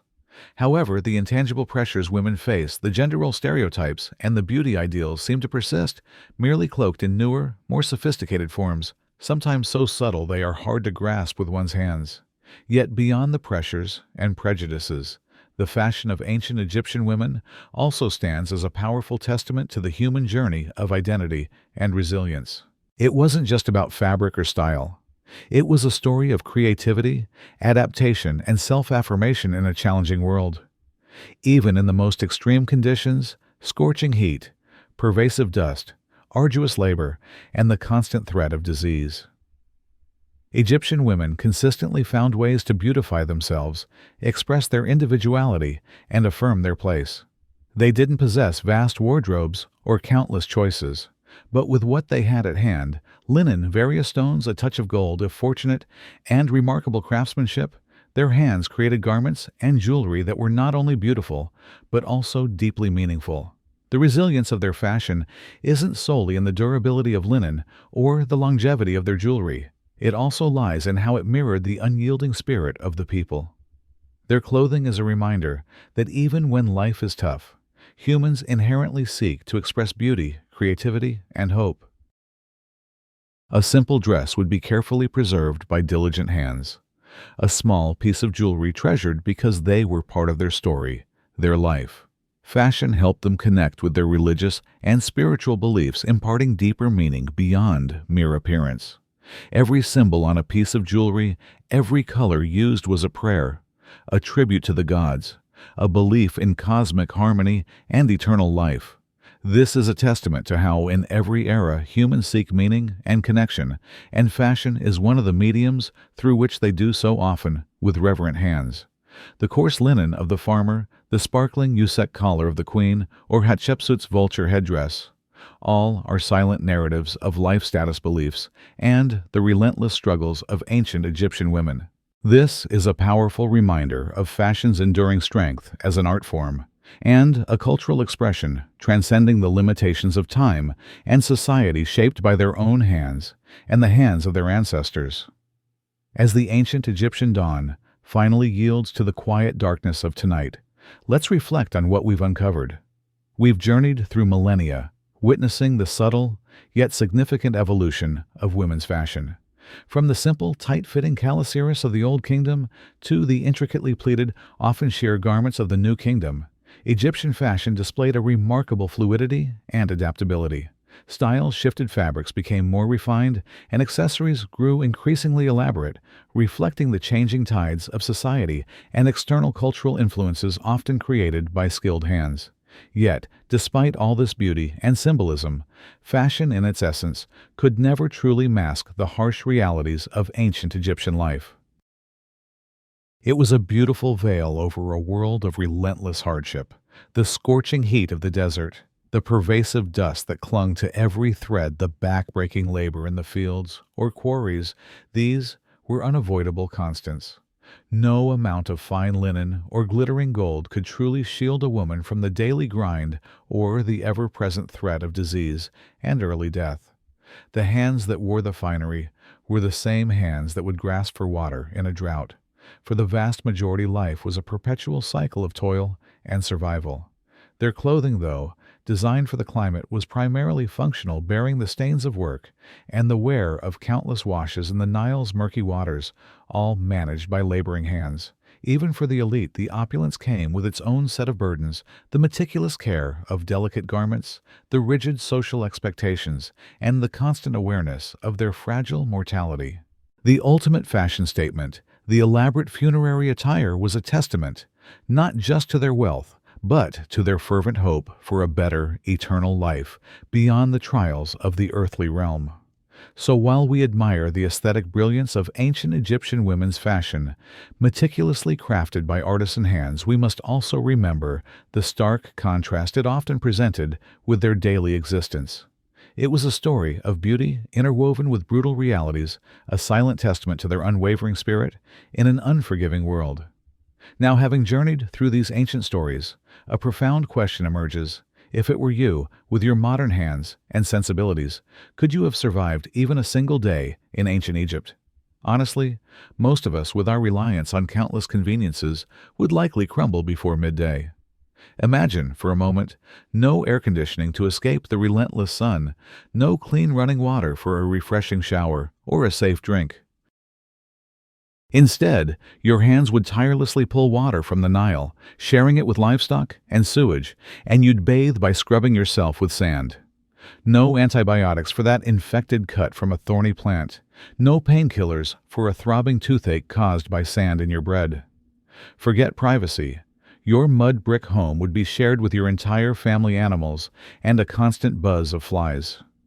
No social security, no career changes, no finding yourself. You'd be defined by birth, your hands, destined for the work of your parents, whether it be farming or service, all under the Pharaoh's divine watchful eye. You'd miss your comfortable bed, your soft blankets, and the simple luxury of complaining, without fear of divine wrath or public flogging. Your hands would yearn for refrigeration, clean food, and the freedom to wear what you choose, rather than what your social class dictates. The thought of eating gritty bread and chunky, lukewarm beer for breakfast day after day might be enough to make your hands surrender. Yet, despite all these unimaginable hardships the ancient Egyptians endured for thousands of years, their hands built wonders, tended fields, and crafted beauty. They believed deeply in their gods, their customs, and the promise of a perfect afterlife. They built monuments that still stand today, dreamed dreams that still inspire, and created a civilization that continues to fascinate us. Their resilience, their ingenuity, and their unwavering spirit are a testament to the remarkable strength of the human will. So perhaps as you reflect on your own comfortable surroundings tonight, you can offer a silent nod to those who lived before. Their hands toiled, their bodies endured, allowing us the luxuries we often take for granted. Now it's time to simply drift away. Let those ancient stories gently fade, leaving behind only the quiet peace of your present moment. Feel your body sinking deeper into your mattress. No more scratchy straw beneath you, but the soft embrace of your clean, cool sheets. Your hands can smooth the fabric, feeling its effortless glide. The subtle scent of your fabric softener replaces the ancient odors of stale beer goat and damp mold.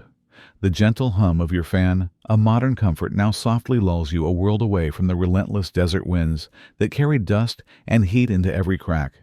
Imagine the quiet of your room now.